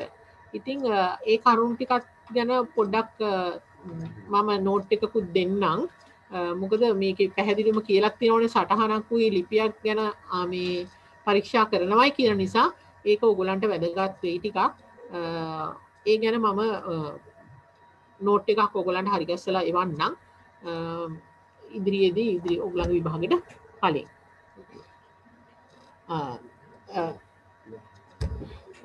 මං හිතනවා මං මෙච්චර වෙලා පැහැදිලි කරපු කරුණු ඔයගලන්ට පැහැදිලි වෙන්නේ නැති කියලා. මොනම හරි මං හිතනවා අපැහැදිලි වෙන්නේ නැති වෙයි කියලා. මොකද මේ පැහැදිලි කරපු කරුණු ඔයගලන් නැවත බලන්න මං ඔයගලන්ගේ පරිච්ඡේදات එක්කම කියපු නිසා ඔයගලන්ට පහසු වෙයි ඒවා බලා ගන්න. ලොකුවට මේ කරදර වෙන්න ඕනේ නැහැ. ඔය ටික හොඳට බලා ගන්න. මං හිතනවා හොඳටම ප්‍රමාණවත් කියලා ලකුණු 40ක් ලබා ගන්න. බලමු අපි ලකුණු ගත්තහම මටත් සතුටු හිතෙයි. ඔයගලන් හොඳට උත්තර ලියලා තිබුණොත්. මොකද මම මේ දෙපාර්තමේන්තුවට ඇත්තටම අලුතෙන් ආවේ. ඉතින් මම සතුටින්මයි මේ වැඩේ බාරගත්තේ. මේ අපි මේ ගරු සේවයක් විදිහටයි ඇත්තටම අපි එකඟ වුණා මේක කරන්න. මම නම් මුලින්ම මේ මොකද කාට හරි සහනයක් සැලසෙන නිසා තවදුරටත් අපේ ඔයගලන්ට